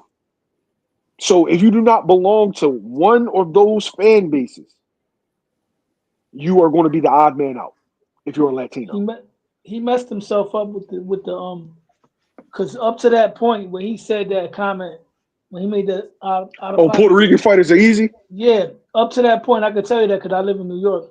Up to that point, Puerto Rican fans were really bad. I still back his play, but I can't speak for everybody else. A lot of Puerto Ricans had turned their backs on him. A lot of them now are starting to, could go on the TO wave again because I know a lot of Puerto Rican fans that still like him. But for the most part, Puerto Ricans were rocking with him heavy because I was there live when it was on the Bud Crawford card when he fought Cat Velasquez. That's when Tio knocked out. He knocked out Richard Comey. Yeah. But that was on the Bud He had Crawford that card. shit. Yeah, he had that The shit. Puerto Ricans were popping. going crazy. Yeah. But wait, shit. It wasn't just Ricans that was behind him. Blacks was behind him too. Blacks like Blacks were Tio. behind him. Yeah, they did because even going into the Loma fight, what lost the black fan base? I was seeing black people saying that T.O. got a black style. He does. And essentially, he turned his back on both fan bases and started this shit. But the reality is, you are not Mexican. You are not Puerto Rican. Nope. The Dominicans and Cubans, really, really good fighters, but they've never got much traction as an A-side because those fan bases either aren't large enough in America or don't give a fuck about boxing at a large scale. Yeah, it's not number one priority. Puerto Ricans, we're going to rock with we got 20. Look at Gabe Rosado, man. We still rock with Gabe Rosado. He had 100 losses. And Dominicans and Cubans just want to watch baseball. Gabe Rosado fan base, Mexicans for real. Nah, I've always been a Gabe fan. I seen Gabe fight live when he fought Triple G in the Garden. I seen that fight. I didn't know who he was. I seen him fight in LA where he got a whole fucking crowd of Mexicans rooting him on. Yeah. And when has a Puerto Rican fighter ever been easy, yo? Like, where the fuck did that come from, yo? You just be trying to make some motherfucking statements to make people go against him. I'm gonna make a really, really shocking statement. Edgar looked easy. In my opinion. Edgar's not a top tier Puerto Rican fighter though. No. He never been. I feel like Puerto Ricans born in America are better fighters than the ones on the island, more complete fighters. Right now, I have to agree with you on that. See what Tio said. I don't agree with what he said. Ain't no Puerto Rican fighter from the U.S. was ever as good as Tito Trinidad though. Or Wilfredo Gomez. Camacho. Shit, better than Tito. No. I feel like Camacho was a more complete fighter. Yes, he was. They fought each other, right? They fought each other. Yeah, but come on, the size. Come on, don't do that. Don't do that. Bro, and he never got stopped. This nigga Camacho fought all the way to like 60, 68. But let me tell you something. The difference is Tito was a constant professional. Camacho's best years were behind him. Camacho had like more skills. He had like more. Camacho was snorting coke. Don't do that, Mark. He was outside, man. Who fought his dad? Ain't nobody fault. Camacho, listen, Camacho was the last Latino fighter that I've seen, with the exception of the Cubans, because Cubans have a lot of Afro in them. But he was the last Latino fighter that fought like a black fighter until Tio. As far as a light-skinned Spanish dude that fights like a black fighter, Camacho was athletically more gifted than all the Puerto Rican fighters of all time. But the totality, Tito had a better career. Wilfredo Gomez had a better career. Cotto had a better career. You know what I mean? But Cotto from like Rhode Island, right? Yeah, and check this one out. Little known fact: Wilfredo Benitez is from the Bronx, but he moved to Puerto Rico as a kid and grew up over there. But he's originally from the BX, and he talked English, and he was right. and he was smashing Sugar Ray Leonard's sister's cheeks when they fought. You guys, you tapon chinchando, lo. That's in the documentary, bro. So like Wilfredo Benitez got a record that'll never be broken. 17 Like I said not. I didn't say better than. I said more complete. They're more complete fighters. Oh, I ain't hear that. Yeah, he was more gifted. He was more gifted. You know what I mean? As far as athleticism, he didn't have the power that Tito had, but he was more gifted at, like you said, he has quote unquote special effects. Did you ever hear about that story? Fun. Did y'all ever hear that story Teddy Atlas had about fighting Camacho at the gym? He was rumbling Camacho. I seen that. Yeah. Yo, are you serious?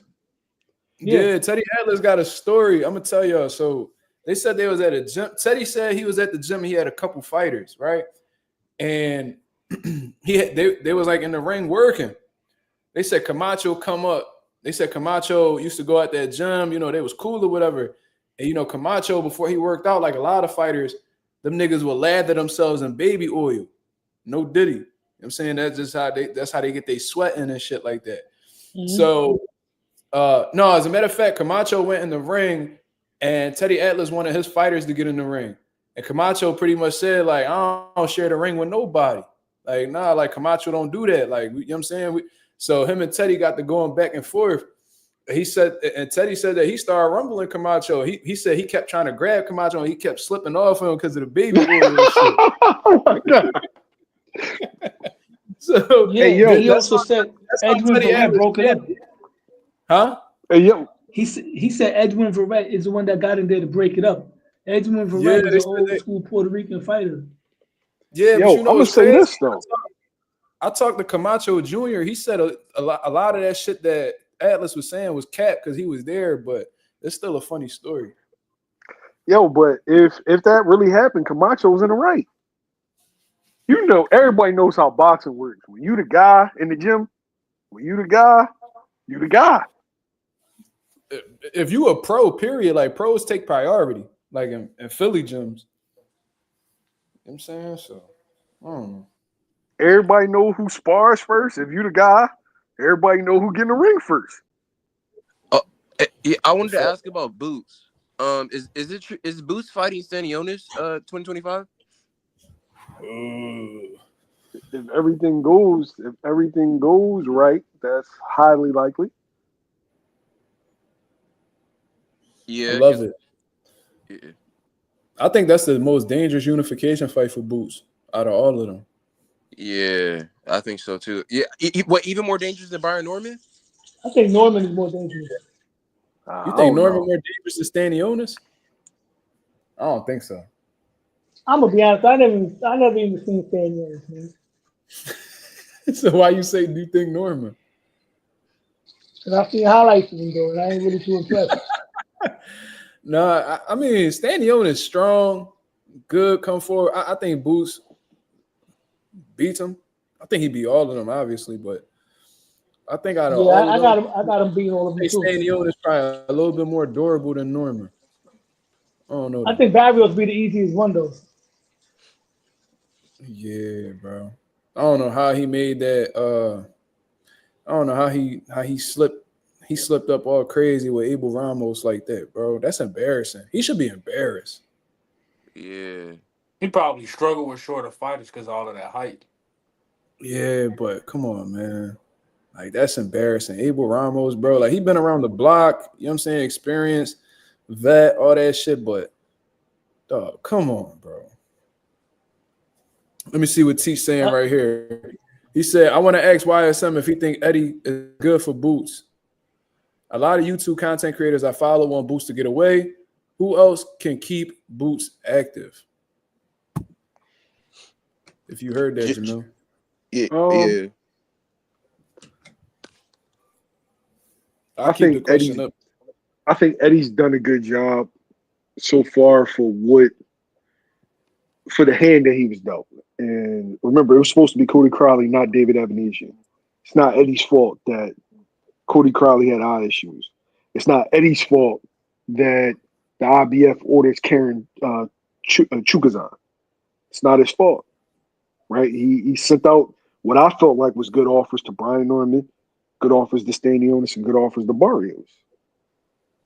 I felt like that money for a non-pay-per-view fight for unification, I thought it was solid, and they didn't go for it. So I think if he gets Boots the unification that he wants next, and it's only two guys that could be, it's either one or the two.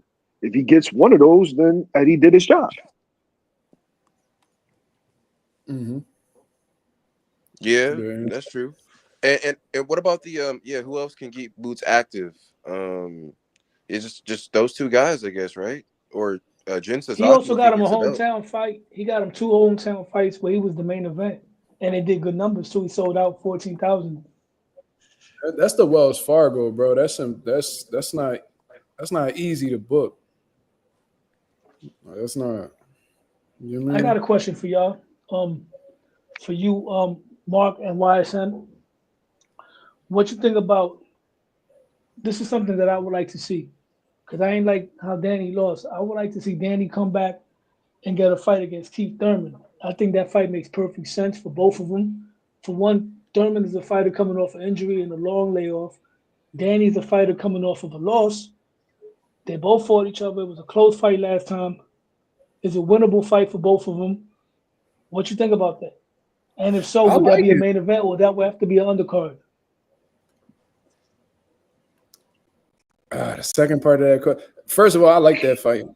I like that Me fight. too. Danny talking about he want to do one more and walk away. That's what he told you, right, Mil? Yeah, he want to do The one more welterweight? joint. He don't. Yeah, he don't. Nah, not at welterweight. He just want to go out. He don't want to go out like that. That's what I'm Right, right, saying. right. And I know he don't So want to go out he like want that. to do And one more. So Keith Thurman will be a good John. Like if you're gonna catch Thurman at any low point in his career, right now would be the time. Obviously they got history. They're a little bit older now, though, so I don't know if it's it'll a be a. fight where Danny's going to be Depends motivated on because it depends on who's involved in that card. Because if it's not like the most stacked card, then they could probably be a main event. However, that'll probably be a good co-main event on like a fucking tank card or some shit like that. If it's like PBC involved or something like that. Yeah, undercard. Yeah.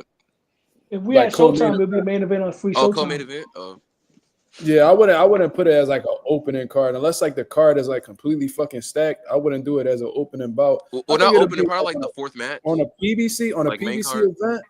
On a PBC event, I think it'll be a good co-main event. For What What sure. you about think, that? Mel? Actually, could stand alone.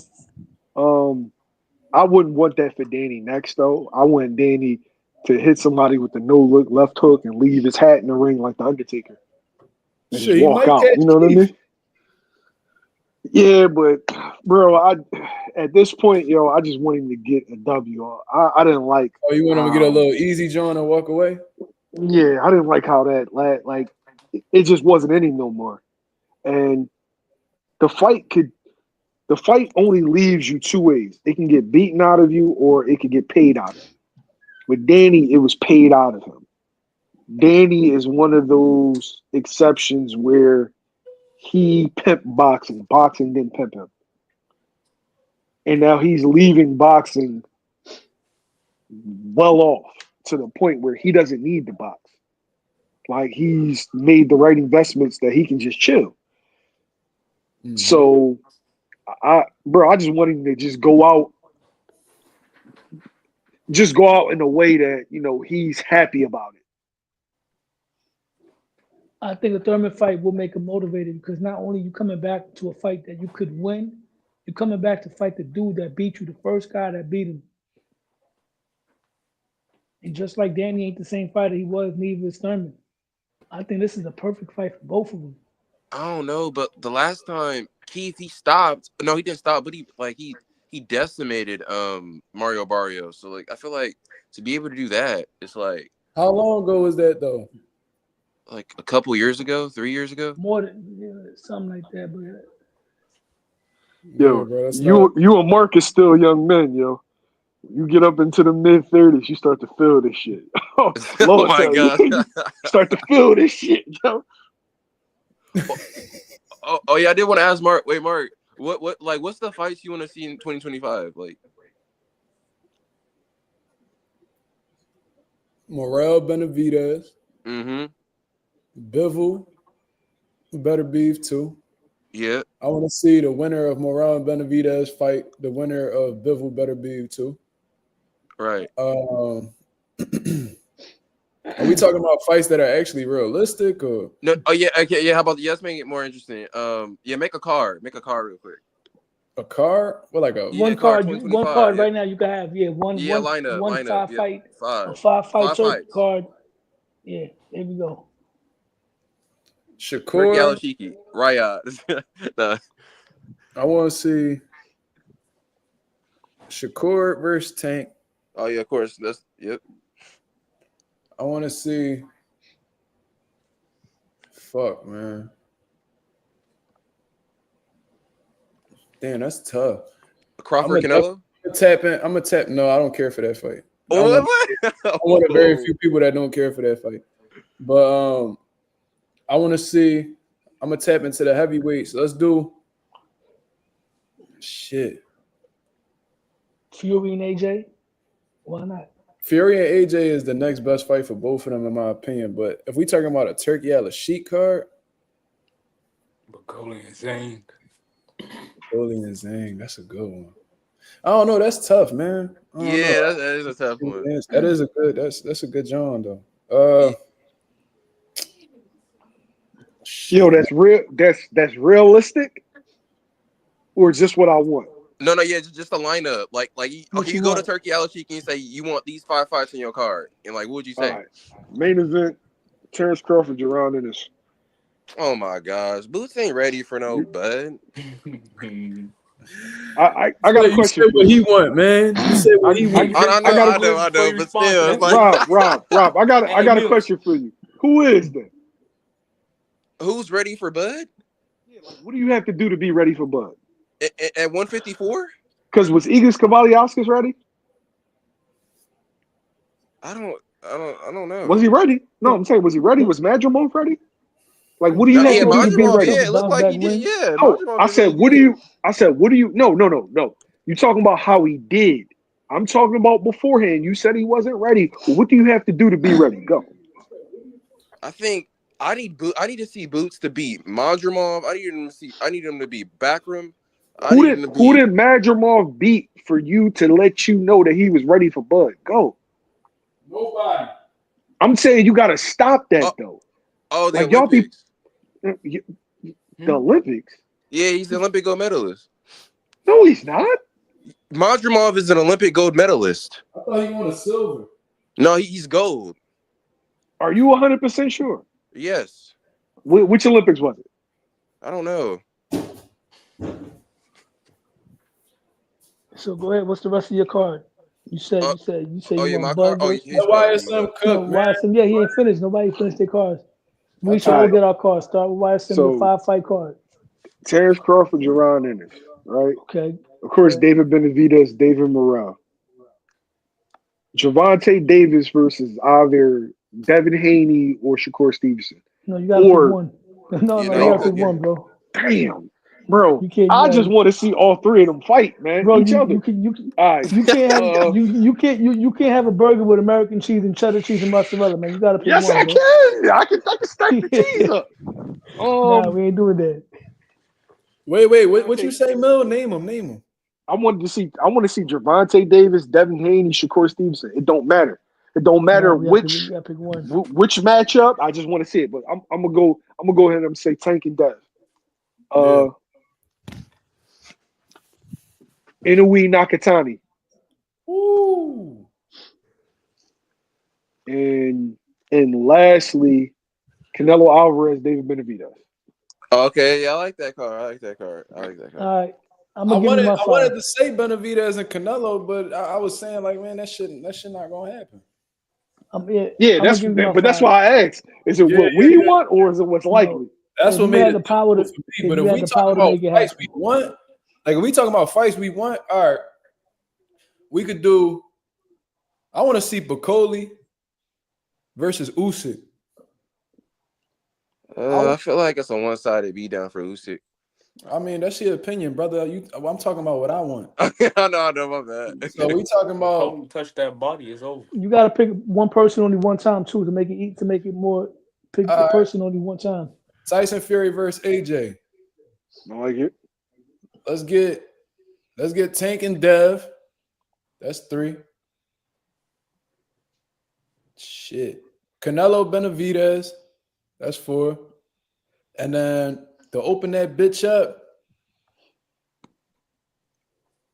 Shit. This is gonna be a little bit different because I think this would be a good ass fight stylistically. Bud versus Jermell Charlo. No, I actually love that fight. I agree with you on that, and I'm gonna give you my list, and I'm gonna throw aspirants in there. Main event. Yeah, you're next. I'm not gonna go with main event. I'm just gonna go with five fights. I'm not gonna say which is Yeah, first. you go to They're all Turkey. great Like, fights. you just tell them what you want. Like, To piggyback off what he said with Bud and Charlo, I would say Charlo after a comeback win, and then him and Bud, boom, right there. Not coming off the loss. So Charlo versus Bud.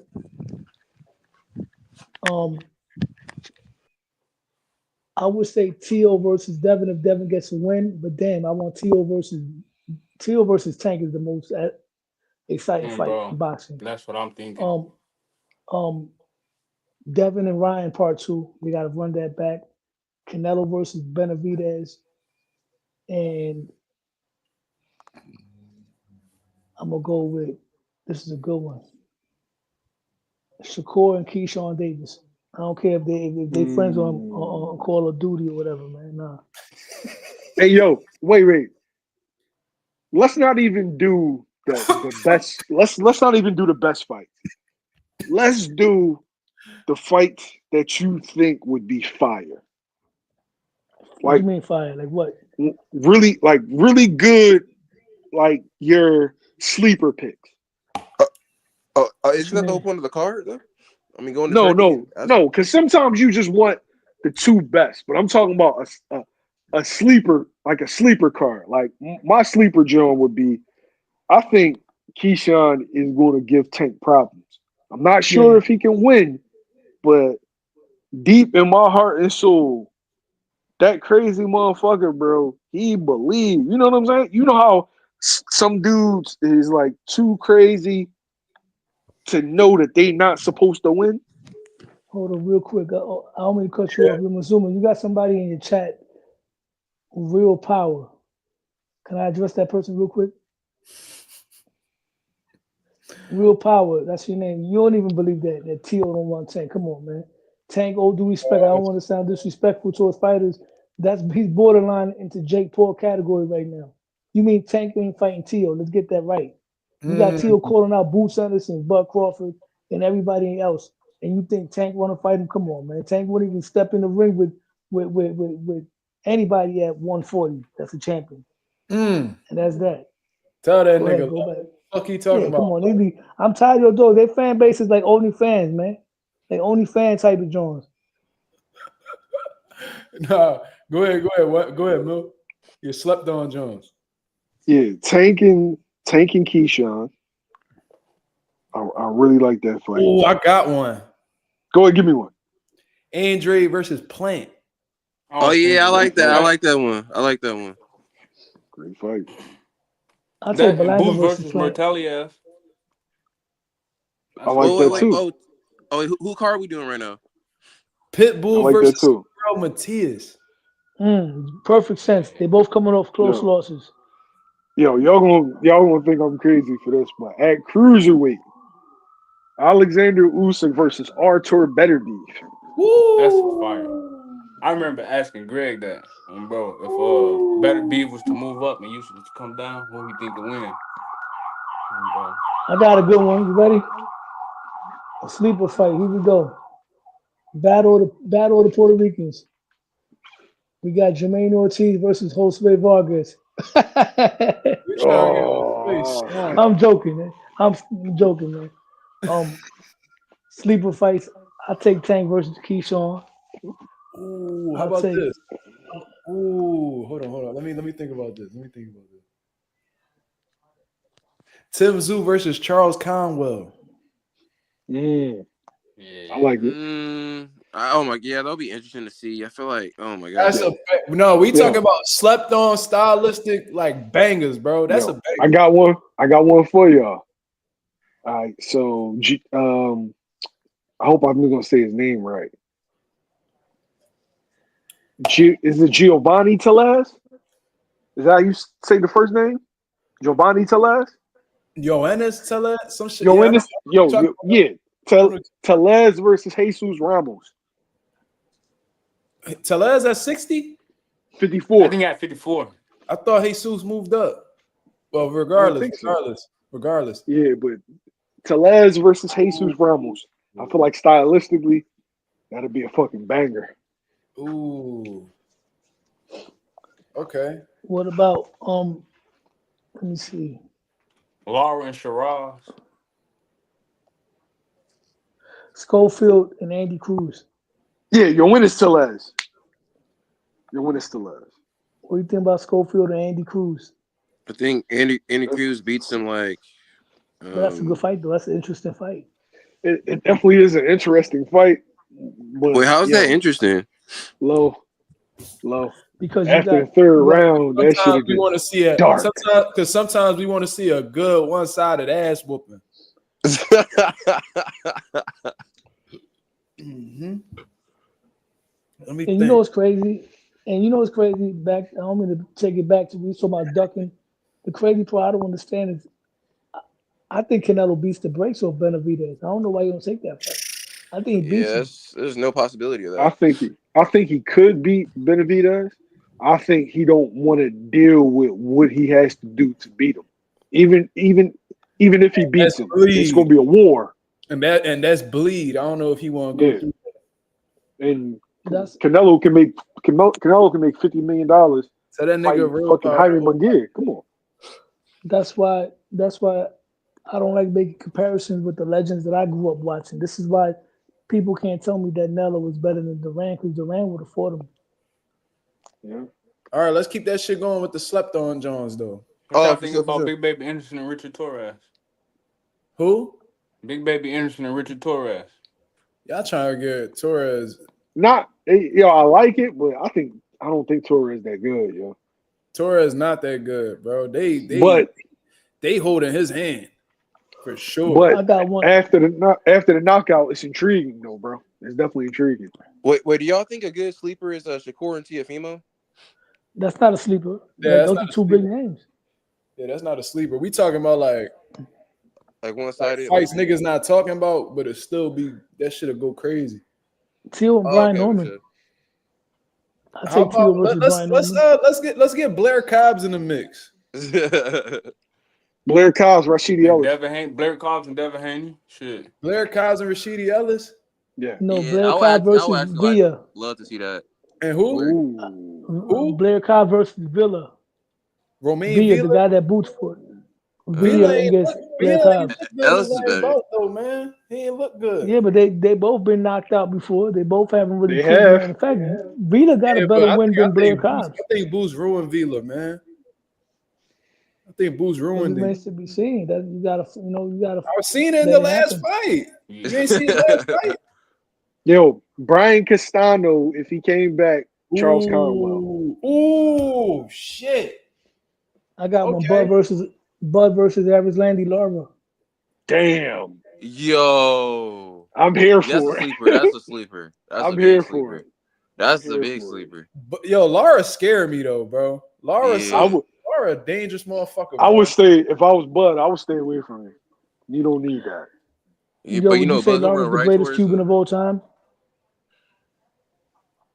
I don't know. I gotta think about that. I'll tell you what, Laura been Kid in Chocolate. the game for like a decade. I think Kid No, you're Chocolate right. got that Yeah, comfortably. yeah. The original Kid Chocolate. Yeah, Yeah. you're right. Back in the days. You gonna have Is this a niggas good thinking sleeper? Peter Quillen, Jamil, you gotta say Oh the no, my fault. My No. fault. Not Peter Quillen. Nah, you taking the old school. You talking about Kid Chocolate? Yeah, that's. Yeah. There's another one back in the day. He was a half Cuban, half Mexican champion named oh man, I forgot his name, bro. Monteguia. Ooh. Yo, Anonymous be snapping. He said, well, Abel Ramos versus Romain Villa. That'd be a Nicholas Flaus versus Jen Sasaki. I like it. Ooh. Yo, my dad is a big fan of Nicholas Flowers, bro. I think he gonna be a problem. Foster versus Ford. That's not really a sleeper, but yeah, I like What I that. got about? one. Oh, you go ahead, Lou. No, Nito versus Chocolatito. Not really Ooh, low. You already know. That's not no comment. What? yeah, say it, man. That's a Yeah. possible. That's not even that's possible. Oh, I heard they was. Yeah, I heard. Yeah. I got another one. Rigo versus the Monster. Ooh. Prime Rigo, not What this what Rigo. what? Wait, what about is Abdullah and Tito a sleeper? Who? Say that again. Abdullah Mason versus Tito Mercado, Ernesto Mercado. Well, Tio Mercado's at 40. Yeah, oh yeah. Abdullah's still at 35, but that'd be a good job if they was both in the same weight, stylistically. Anonymous said Nick Ball versus Inoue. Oh, I love that fight. Oh no. What about Anyway versus Bam? That's like two Well, weight classes now, I right? got one. I got one. Gary Antoine Russell and Sabrina Matias. That's a good one. Great fight. People been talking about that, John. Though they was talking Yeah, about that shit a lot at one point. Abdullah versus Nair Albright. I like that fight. Ooh. He know yeah, Sean know I was pushing for that. Oh yeah, Mhm. Jen said he can knock out Boots. Yeah. Yeah, Jim been talking crazy over there. He from Japan, right? Yeah. He been talking greasy over there. Hey, yo, wait, real fast, y'all. Yo, you ain't never noticed that. Go back to Keith Thurman. Go back to Terrence Crawford. Go back to Earl Spence, right? Mhm. First, you're the boogeyman, right? And then you reach a point where people either see a performance and where you look human, and or you become a draw enough to where as though everybody calls you out. Yeah, that's how that shit go. That's how you know you getting up the ranks when Yeah. niggas. Yeah, So I saw a couple people do videos and it was like, oh yeah, Boots ain't the same. People don't even look at him the same. They see blood in the water. That's why everybody calling him out. They think he fooled. And in my mind, I'm like, good. yeah, You want to be able to get the fights. You want people to see something, whereas though they want to fight you. Now you got Staniona saying he wants it. Boots wants it. Okay, well now we see if PBC and Eddie can come to an agreement. right. every fighter Kid has Austin had versus Pitbull. Yeah, that's a great Pitbull. one.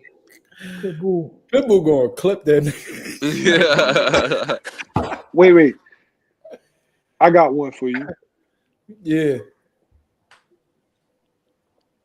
Tito Mercado versus Brandon. Brandon Brandon who? who? Either or.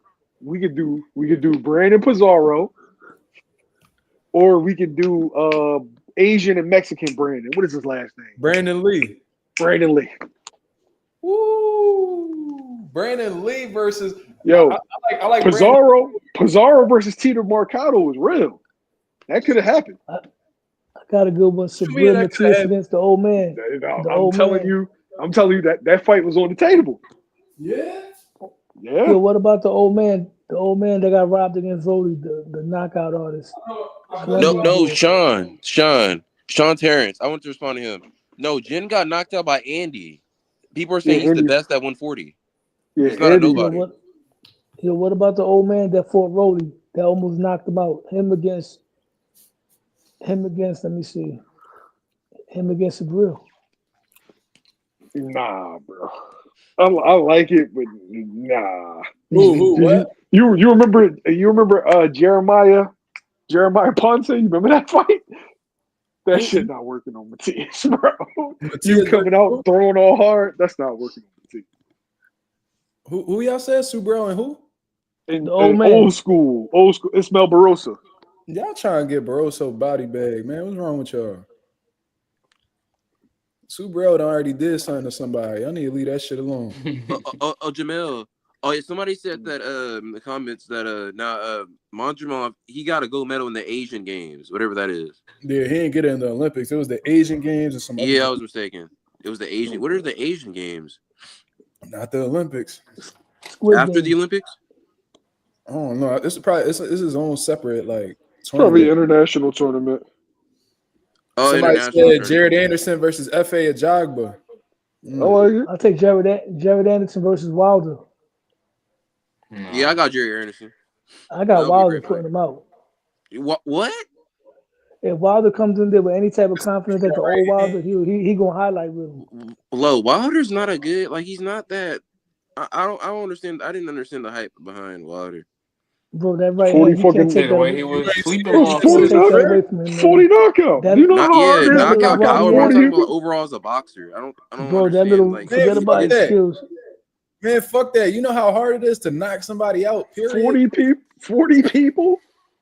Bro, that run he had 2017 to 2019, Wilder was putting shit Hey, to sleep, Hey, man. Rob, you ever hear of Max Bear? Max Bear? Yeah, Max Bear. No, I've never heard the name before. All right, so you want to watch a movie called Cinderella Man, right? What you got to understand, no, you laughing. You never seen it before? I've seen Cinderella, but why do you mention it? Cinderella Man. Cinderella Man. Yeah, Cinderella Man. Yeah, he young. Yo, That's a movie, bro. it's a movie. I never even knew there was a movie called Cinderella Man. That's crazy. Yeah, it's a movie called Cinderella Man. You got to understand that the heavyweight puncher has always been a thing, right? We don't require our heavyweights to be supremely skilled. The heavyweight puncher has always been successful. Oh, yeah, Max like George Bear, Foreman and all that. Yep. yeah, Max Bear and Deontay Wilder actually kind of mirror each other. They're wild, but they catch you on the button, you're a dead body, yo. We did have heavyweights with skills though, with power and skills in the 90s, bro. Yeah, wasn't George Lewis Foreman era. like that in his prime? Wasn't he like Yeah. skilled? No, in I his didn't say prime? we didn't have heavyweights with skills, but what I'm saying is show me a heavyweight with skills, and I show you a heavyweight dynamite puncher that probably set that dude on his ass. Mm-hmm. You got to be elite to be a puncher of Ernie Shavers, Deontay Wilder, George Foreman quality. Yeah, I You was gotta about to be mention elite. Ernie Shavers. Yeah. Yo, what y'all think about what Tim Bradley saying? He was going at Usyk, saying that Usyk is not an all-time great heavyweight. What's your thoughts on What that? is an all-time great though? Like, what is it? Top 15, top 20, top 10? What? No, I mean, I'm not gonna get into numbers, That's but the same. That's the there's same levels. question I asked, Mil.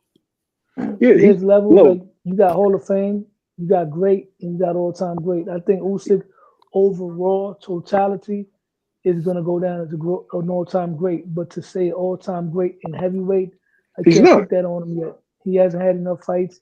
He hasn't, he had a couple of big wins. Don't get me wrong, but you got to do more. You got to have wins where you're a big underdog. You got to clean out a division. He hasn't done that yet. Yes, he got big wins. He's a legend. He's the all-time great now overall for being the undisputed cruiserweight. I heard Tim heavyweight. Bradley calling Tyson Fury a fucking all-time great heavyweight when he beat Dylan White. I disagree Yeah, with that. but that was a top rank special. You already know Tim Bradley, right? But I agree with Lowe. He's not like a lot of people that's calling him, a top 10 heavyweight, top 5 heavyweight. That's because they don't know boxing. Retarded. They don't know the history of boxing. He's not a top 10 heavyweight, respectfully. You can't even put him. You can't even put him over Evander. You can't. Yeah, Evander's done the same things that he's done, but beaten better guys. And yes, he's lost. He's lost to guys, but he lost to better guys. Like Daniel Dubois having a run. Is Daniel Dubois Michael Grant? Daniel Is he Dubois Michael? don't have Is he Michael Moore? Daniel Michael Moore beat the brakes off him. Daniel Dubois will only have a run in this era. Most of these dudes, the only ones that will be successful, competitive, I would say, in the '90s will be Tyson Fury and Usyk. Everybody else, all due respect, this is gonna hurt a lot of people's feelings. Well, Tyson Fury beat a Wilder. Would you say Wilder? Yeah, no, I ain't saying about Wilder. I said this is gonna hurt a lot of people's feelings. Anthony Joshua, for me, would be the equivalent of Michael Grant if he fought in the '90s, and I'm talking about the early '90s when Bo was in his prime. Lennox came on the scene. Evander, Ray Mercer, Tommy Morrison, George Foreman 2.0, Michael Moore, all those guys were skilled guys. They wasn't like these big, slow heavyweights. They had Olympic pedigree, most of them. They were fast. You could look at them and be like, yo, I could learn from watching them. You can't look at the heavyweights and really learn anything except for Fury and Usyk. Everybody else, Yeah. I don't want to say trash, but they're just strong. That's it. Deontay Wilder can compete in any era of boxing because he can punch. He's 6'7", he can punch. Yeah. Right? So he's going to be a big puncher in any era. I got a question for y'all because we was having this conversation in the gym, and Mark's going to like this. Give me the top 10 Philly fighters of all time. Bernard Hopkins. It is literally the hardest. It's the hardest question. B-Hop number one. Is he? Yeah, B-Hop. Yes. Yeah, hell yeah. Is he? B-Hop is top. If we talking about accomplishments, B-Hop is number one. Is he? Yeah, Are you sure? I'm positive. B-Hop is top 20 all time for me, period. All time. I mean, how many title defenses he had at 160? Wait. Joe Frazier. Is Joe Frazier a gold medalist? Yeah, but we talking about pros. We talking about wait. No. I said top 10 Philly boxer. You gotta look at look at everything, right? Okay. Does Bernard Hopkins have a better win than Joe Frazier? He got a few. Does he have a win better than Joe Frazier's? He got wins. One win. He got wins. That's just one win though. The accumulation of wins makes up for that win, bro. You beat Muhammad Ali just trumped Tito Trinidad, Oscar De La Hoya, Antonio Tarver, Roy Jones. He just trumped all of them. You can put them all together, right? Oscar De La Hoya came up from 130 to 160. Tito Trinidad came from 147. Come on. Cool, but we talking about the names. Come on, but give me your 10 though. Give me your 10. Give me your 10 without you putting them in order. I'll be here all night. I told you, B-Hop, and I'm gonna tell you one thing B-Hop did that Joe Frazier didn't do. B-Hop's level of longevity. Dude fought until he was 50 years old. B-Hop is number one. B-Hop for me is in the top 20 all time. Period. I think you out your fucking mind, but go ahead. B-Hop is in there, number one. B-Hop all time great. I don't know about top 20, but he all time great. B-Hop, Joe Frazier's in there. Wait, yo, no, Mill, tell me why you got Joe Frazier ahead of Bernard Hopkins, bro. And from what I heard, Joe not even really from here for real. Joe moved up like a lot of black people and a lot of Ricans, right?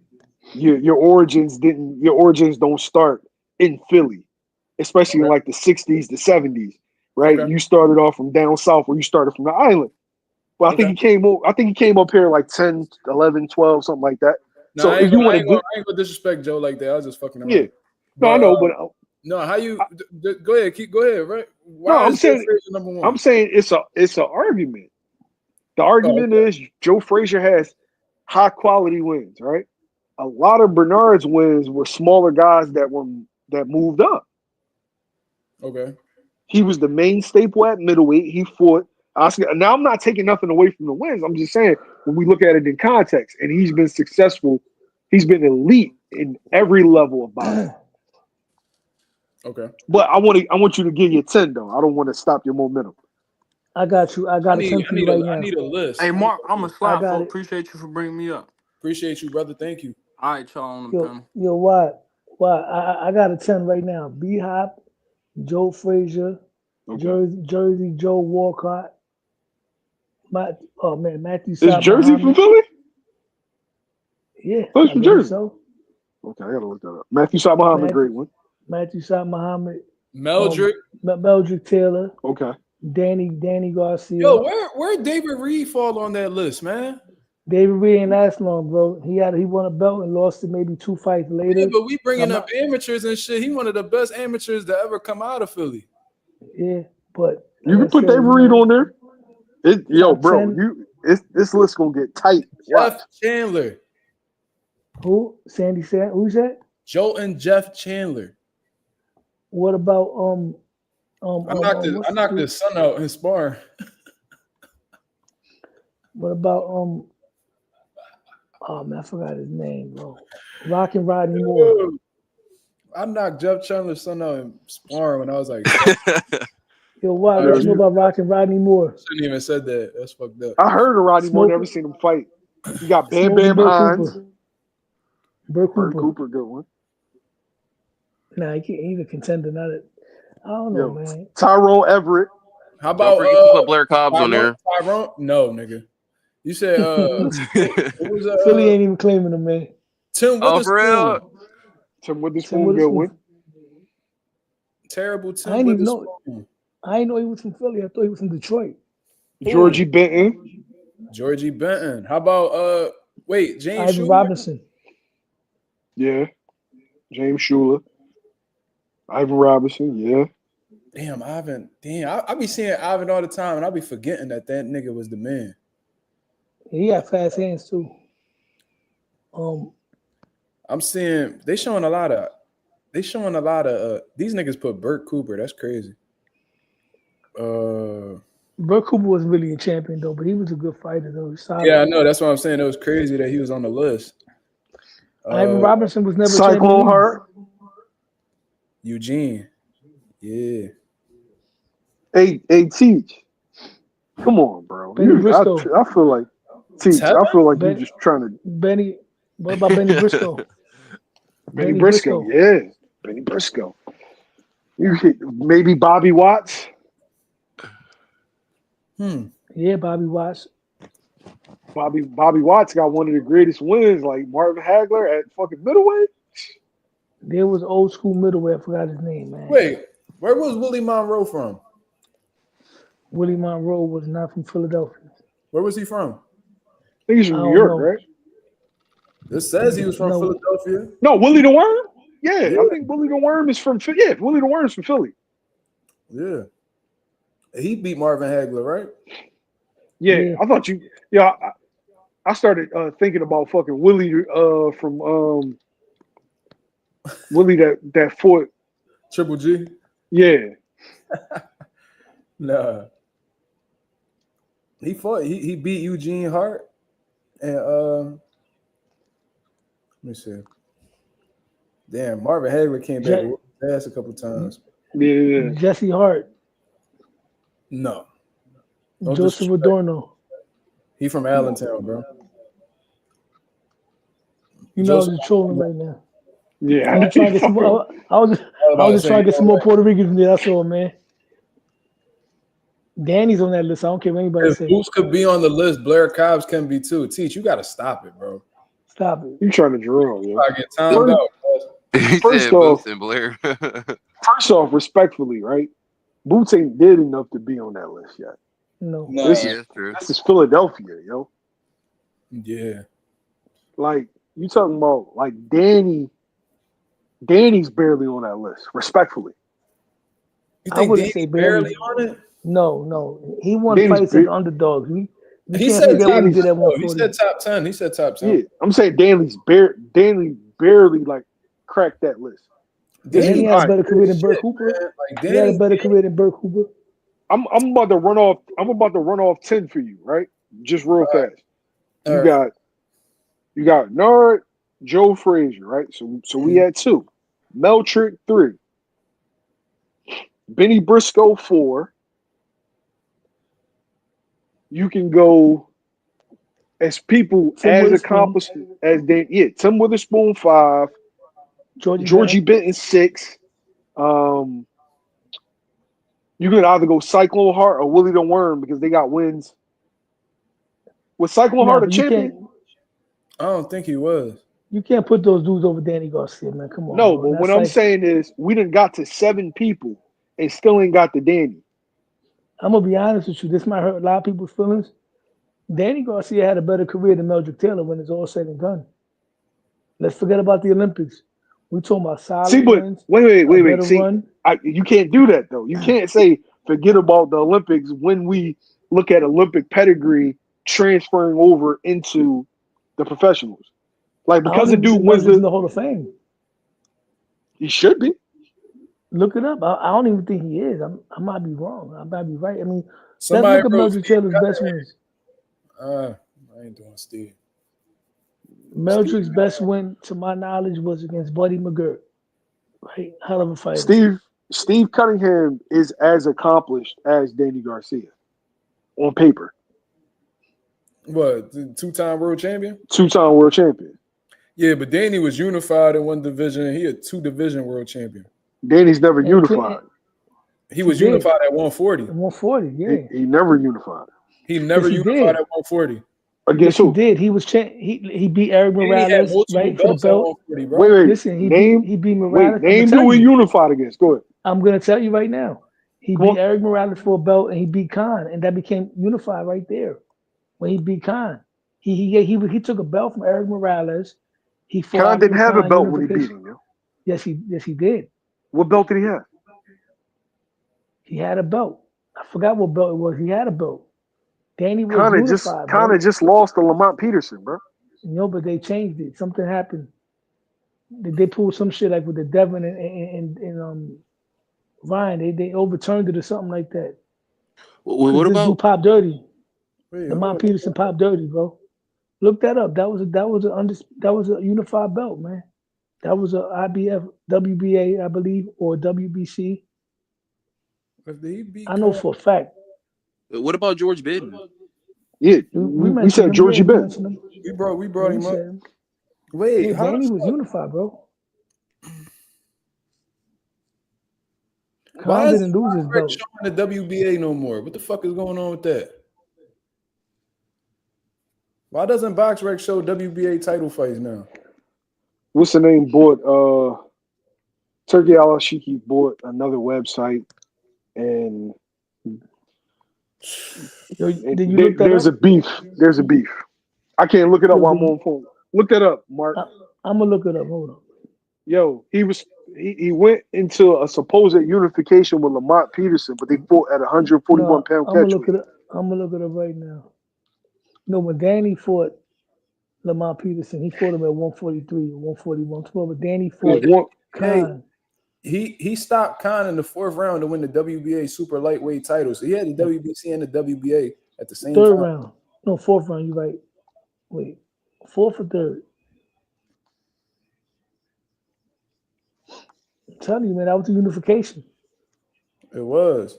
Because Danny had the WBC, then he took the WBA off Khan. But for some reason, saying that? BoxRec is erased. Like, I'm on YouTube on my TV. Just Google the fight. Dog, I'm on YouTube on my TV right now watching this. I'm reading the article right here. It says Danny Garcia stopped heavy favorite Amir Khan in the 4th round to stay undefeated and add another super lightweight title to his collection on Saturday night. Yeah, bro.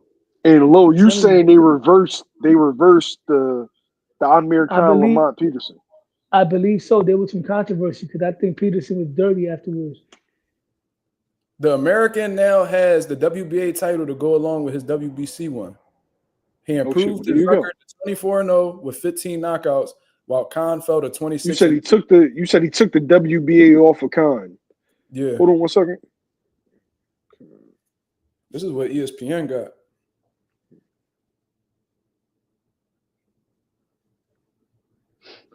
I'm trying to find the whole card for that, the whole fight for that, but it showed on HBO. Here we go.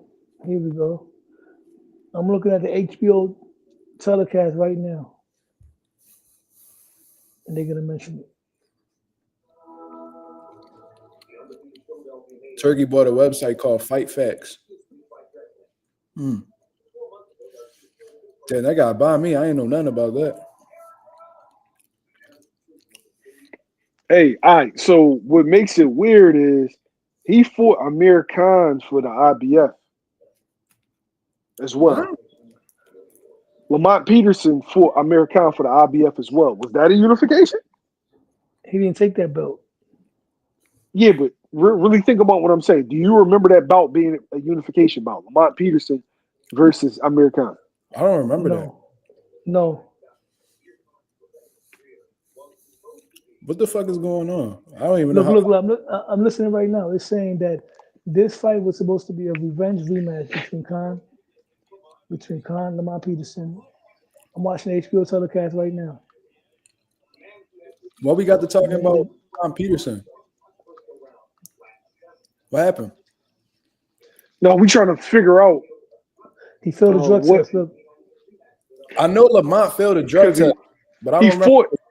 He fought no, Lamont. he failed the drug test for the rematch. No, it wasn't a drug test. He tested positive for testosterone, but he ended up getting an exemption because he suffers from low testosterone. Ain't that what happened with James Toney? Oh no. They said that James had like this. He had a disorder where like a part of his brain couldn't develop testosterone or some shit like that. It was some crazy. Danny had a WBC belt. I'm looking at it now. And Khan, let me see if Khan got a belt. I know he won a WBC off of Eric Morales. Yeah, but now we gotta go back to that Khan fight with Lamont Peterson and see was the WBA IBF on the line, or did they make the WBA a vacant and put it with Khan and Danny Garcia? BoxRec could, man, they petty as fuck, bro. We could easily answer this shit with fucking BoxRec.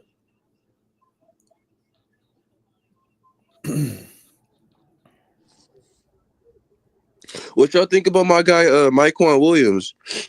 I like him. Yeah, I love Myquan. You like a boxing version of Stephen Curry. Yeah, this is unification for sure. Definitely unification. Khan had the Ring magazine, and he had another belt.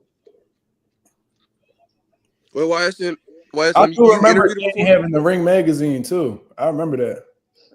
I'm watching it right now. I'm watching this on YouTube, and it shows Khan being introduced. They got a belt, and he got the Ring magazine belt as well. You consider Ring magazine as a unification? No, he got another belt. Listen, I don't. But yeah, he had that also. Does Lamont Peterson have a belt on him? I don't know. They're announcing it right now. Listen, they're gonna say it right now if you can hear it. The WBA. He was a WBA champion and the Ring Magazine champion at 140, and Danny was the WBC. All right, so what the fuck happened with the IBF? So how did I know at the time Brandon Rios I think had a WBO belt. And then I know Lucas Matisse and Lamont Peterson fought for a belt. Matisse knocked him out, but I think he got stripped of the belt afterwards. They never fought for the belt. Who? Matisse and Lamont for some reason. I think that was at a catchweight, right? No, they fought at 140 because after that Matisse became the number one. No, I said they never fought for a belt though. It was supposed to be. Let me look that up right now too. Said Khan, and I know that back in 2012, Amir Khan, Danny Swift Garcia reportedly done deal. Khan, of course, was originally scheduled to fight Lamont Peterson on May 19th, but the bout was canceled due to Peterson failing a urine test. Damn, this article says that this fight, like this is a step down. Fighting Danny Garcia is a step down for Amir Khan. That's funny how that shit worked. Yeah, they slept on him. I'll tell you that.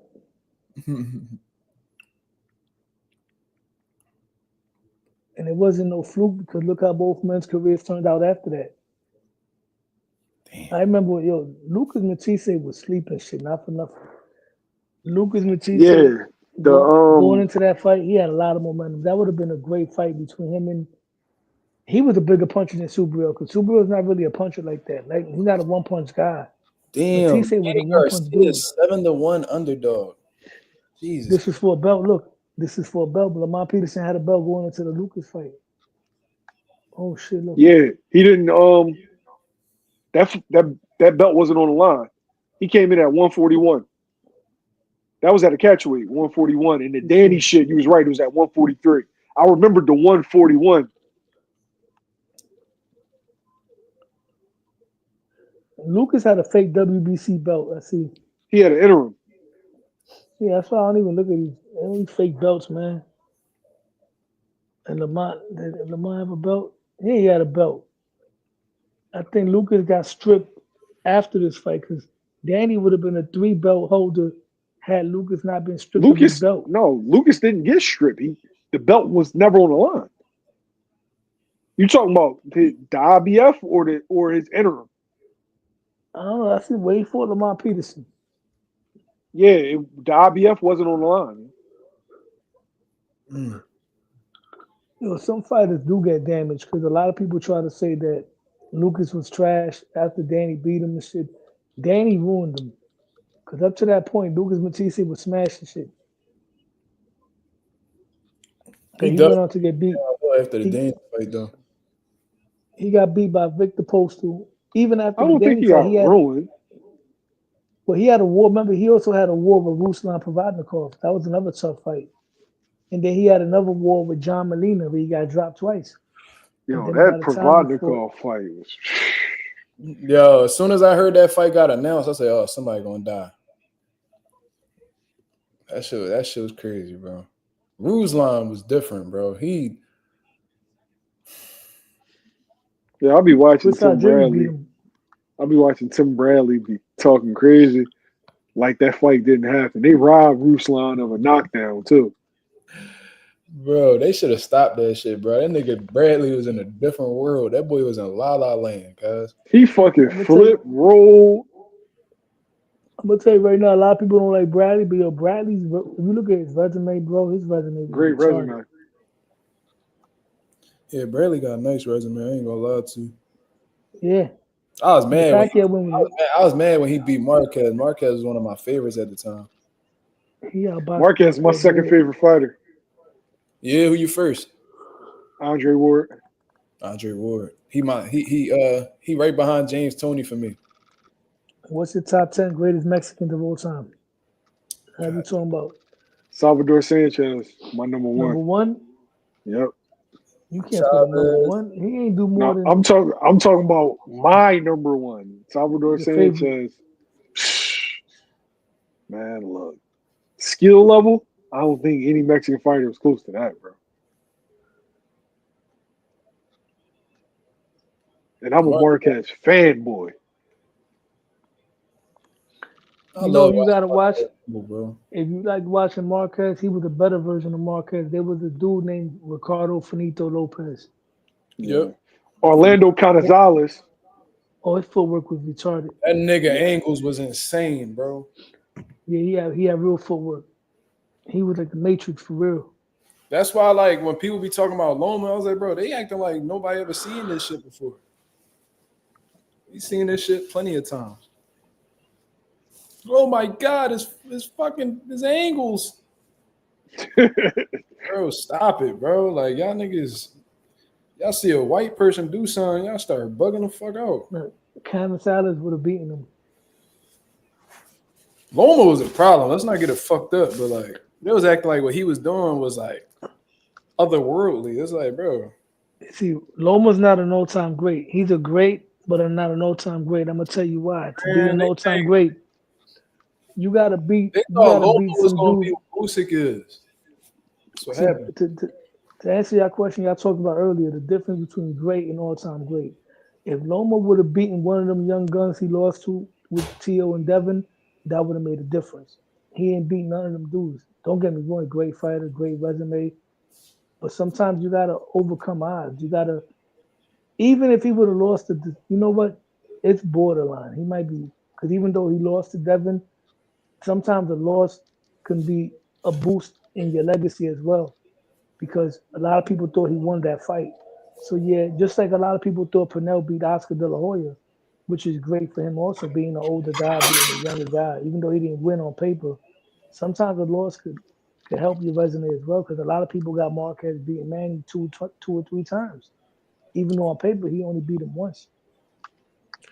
Wait, how come Loma never took the Shakur fight instead of he could have took that instead of Cambosos? Because I don't know. He wanted that to be a unification, I believe. Loma would have fought him, but Loma ain't no duck. You know what I mean? Just Loma wanted to get another belt, so when he fights Shakur, it will be for unification. Rob, That's what I a think. lot of times you got a suit telling you. Fighters don't care; they just want to fight. But a lot of times you got a suit telling you, like, "Yo, this makes more sense for right now." And I know as fans, we want to be like, "Oh man, do it for legacy," but ain't nobody trying to leave $500,000, $1 million on the table. Like just because you make it 5 million, don't mean you want to leave the 5.5 on the table. Nah, give me that 500,000 too. Yeah, but at the same Yeah, time, he already making a. you ain't never supposed to leave no food on the table. Fuck that. Yeah, but at the You need same time, all it's the- like if you're already making money, then like I don't know why is money even like What? it shouldn't be like a primary. Yeah, you Yo, got a lot to learn, cuz. bro, You Well, got money a isn't a problem. The shit. Well, first off, I would imagine you 23. You got a job. You out of college. Oh, I'm on my last year currently. I'm currently on my last year in college. Do you work while in school? Or you just focus on school? Both. My grandmother, she's an entrepreneur. She owns a daycare, and I'm her daycare assistant or whatever. But Okay. I'm on Christmas break right now in school and on work. So Does your grandmom like do it for free for the love of the kids, or she charges? she charges. Exactly. Money matters, she's bro. But serious. she's not a millionaire. She ain't no Yeah, multi-millionaire but though. bro, she a it don't businessman. matter. Matters. She It a don't It matter if you're a matters. multi-millionaire. Why the Yeah, fuck because you would you already want got to money. leave, Why are you asking for money like that? If they're bro? telling your What? grandmother you're only gonna make $8 an hour, right? With Bro, all with the certification this she got, nigga ain't never had to hustle for she ain't gonna nothing. do it. Yo, ain't no way, bro. Ain't no way, Yo, bro. Yeah. You Yeah, well anyway, I'm taken gonna let care. y'all You go, was well man. taken care of, wasn't you? Yeah, I Yeah. have a great family. I'm blessed to be with my family. Yeah. And that's a There you go, beautiful man. thing. But hey I Congratulations. Rob, if you could tell you disconnected, cuz I could tell. yo ask your family, are they willing to leave whatever's comparable to 500,000 to them on the table? But let's say you For got like 30 million or something. it don't fucking matter. The price is the price. In my Marlo Stansfield voice, the price is the price, bro. So Bill Gates got how many billions of dollars? You think he gonna drop the price of one of his products $200 when he know he could get that $200 off these consumers? No, he gonna keep that shit right where the fuck it need to be. Because they don't leave no money on the table. You never supposed to leave no money on the table, bro. Especially in a sport that you could die and your shelf life. That 400,000, 500,000 might not mean that much to you right now, but I guarantee you, when you fucking years old and you're a Yo, beaten down, broken down man, that shit gonna mean something. yo, fellas, man, y'all have a good night. I'm gonna have to sign off, man. It was a great show It was tonight. really great interacting with you, Lo. Definitely, man. Yeah, Y'all I'm have a about to good get New up Year, out of man. here God too, bless man. y'all. Y'all got any final thoughts before we get up out of here? Not much. I think I don't know. I heard a lot of Shakur underestimation from Low and YSM. So yeah, I mean, Come on, so bro. yeah, when y'all see the fight, y'all gonna see what I've been talking about. That's all I'm gonna be. That's all I'm saying, man. No. Yeah, man. Yeah, it was really great interacting with y'all. Yeah, man. Hopefully we can do this again, man. All right, bet, bro. I'll holler at you, baby. What's up? What's up? What's them last words, Mel? What you got on your mind? Tomato Sugar is like, I still agree with fight. You kind of like, you're underestimating the guy or not seeing it clearly. The reality is, Corey's a great fighter, but stylistically,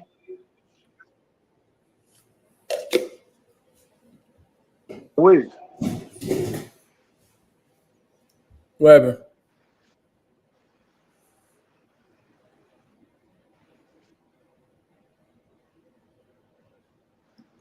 You good, Mil?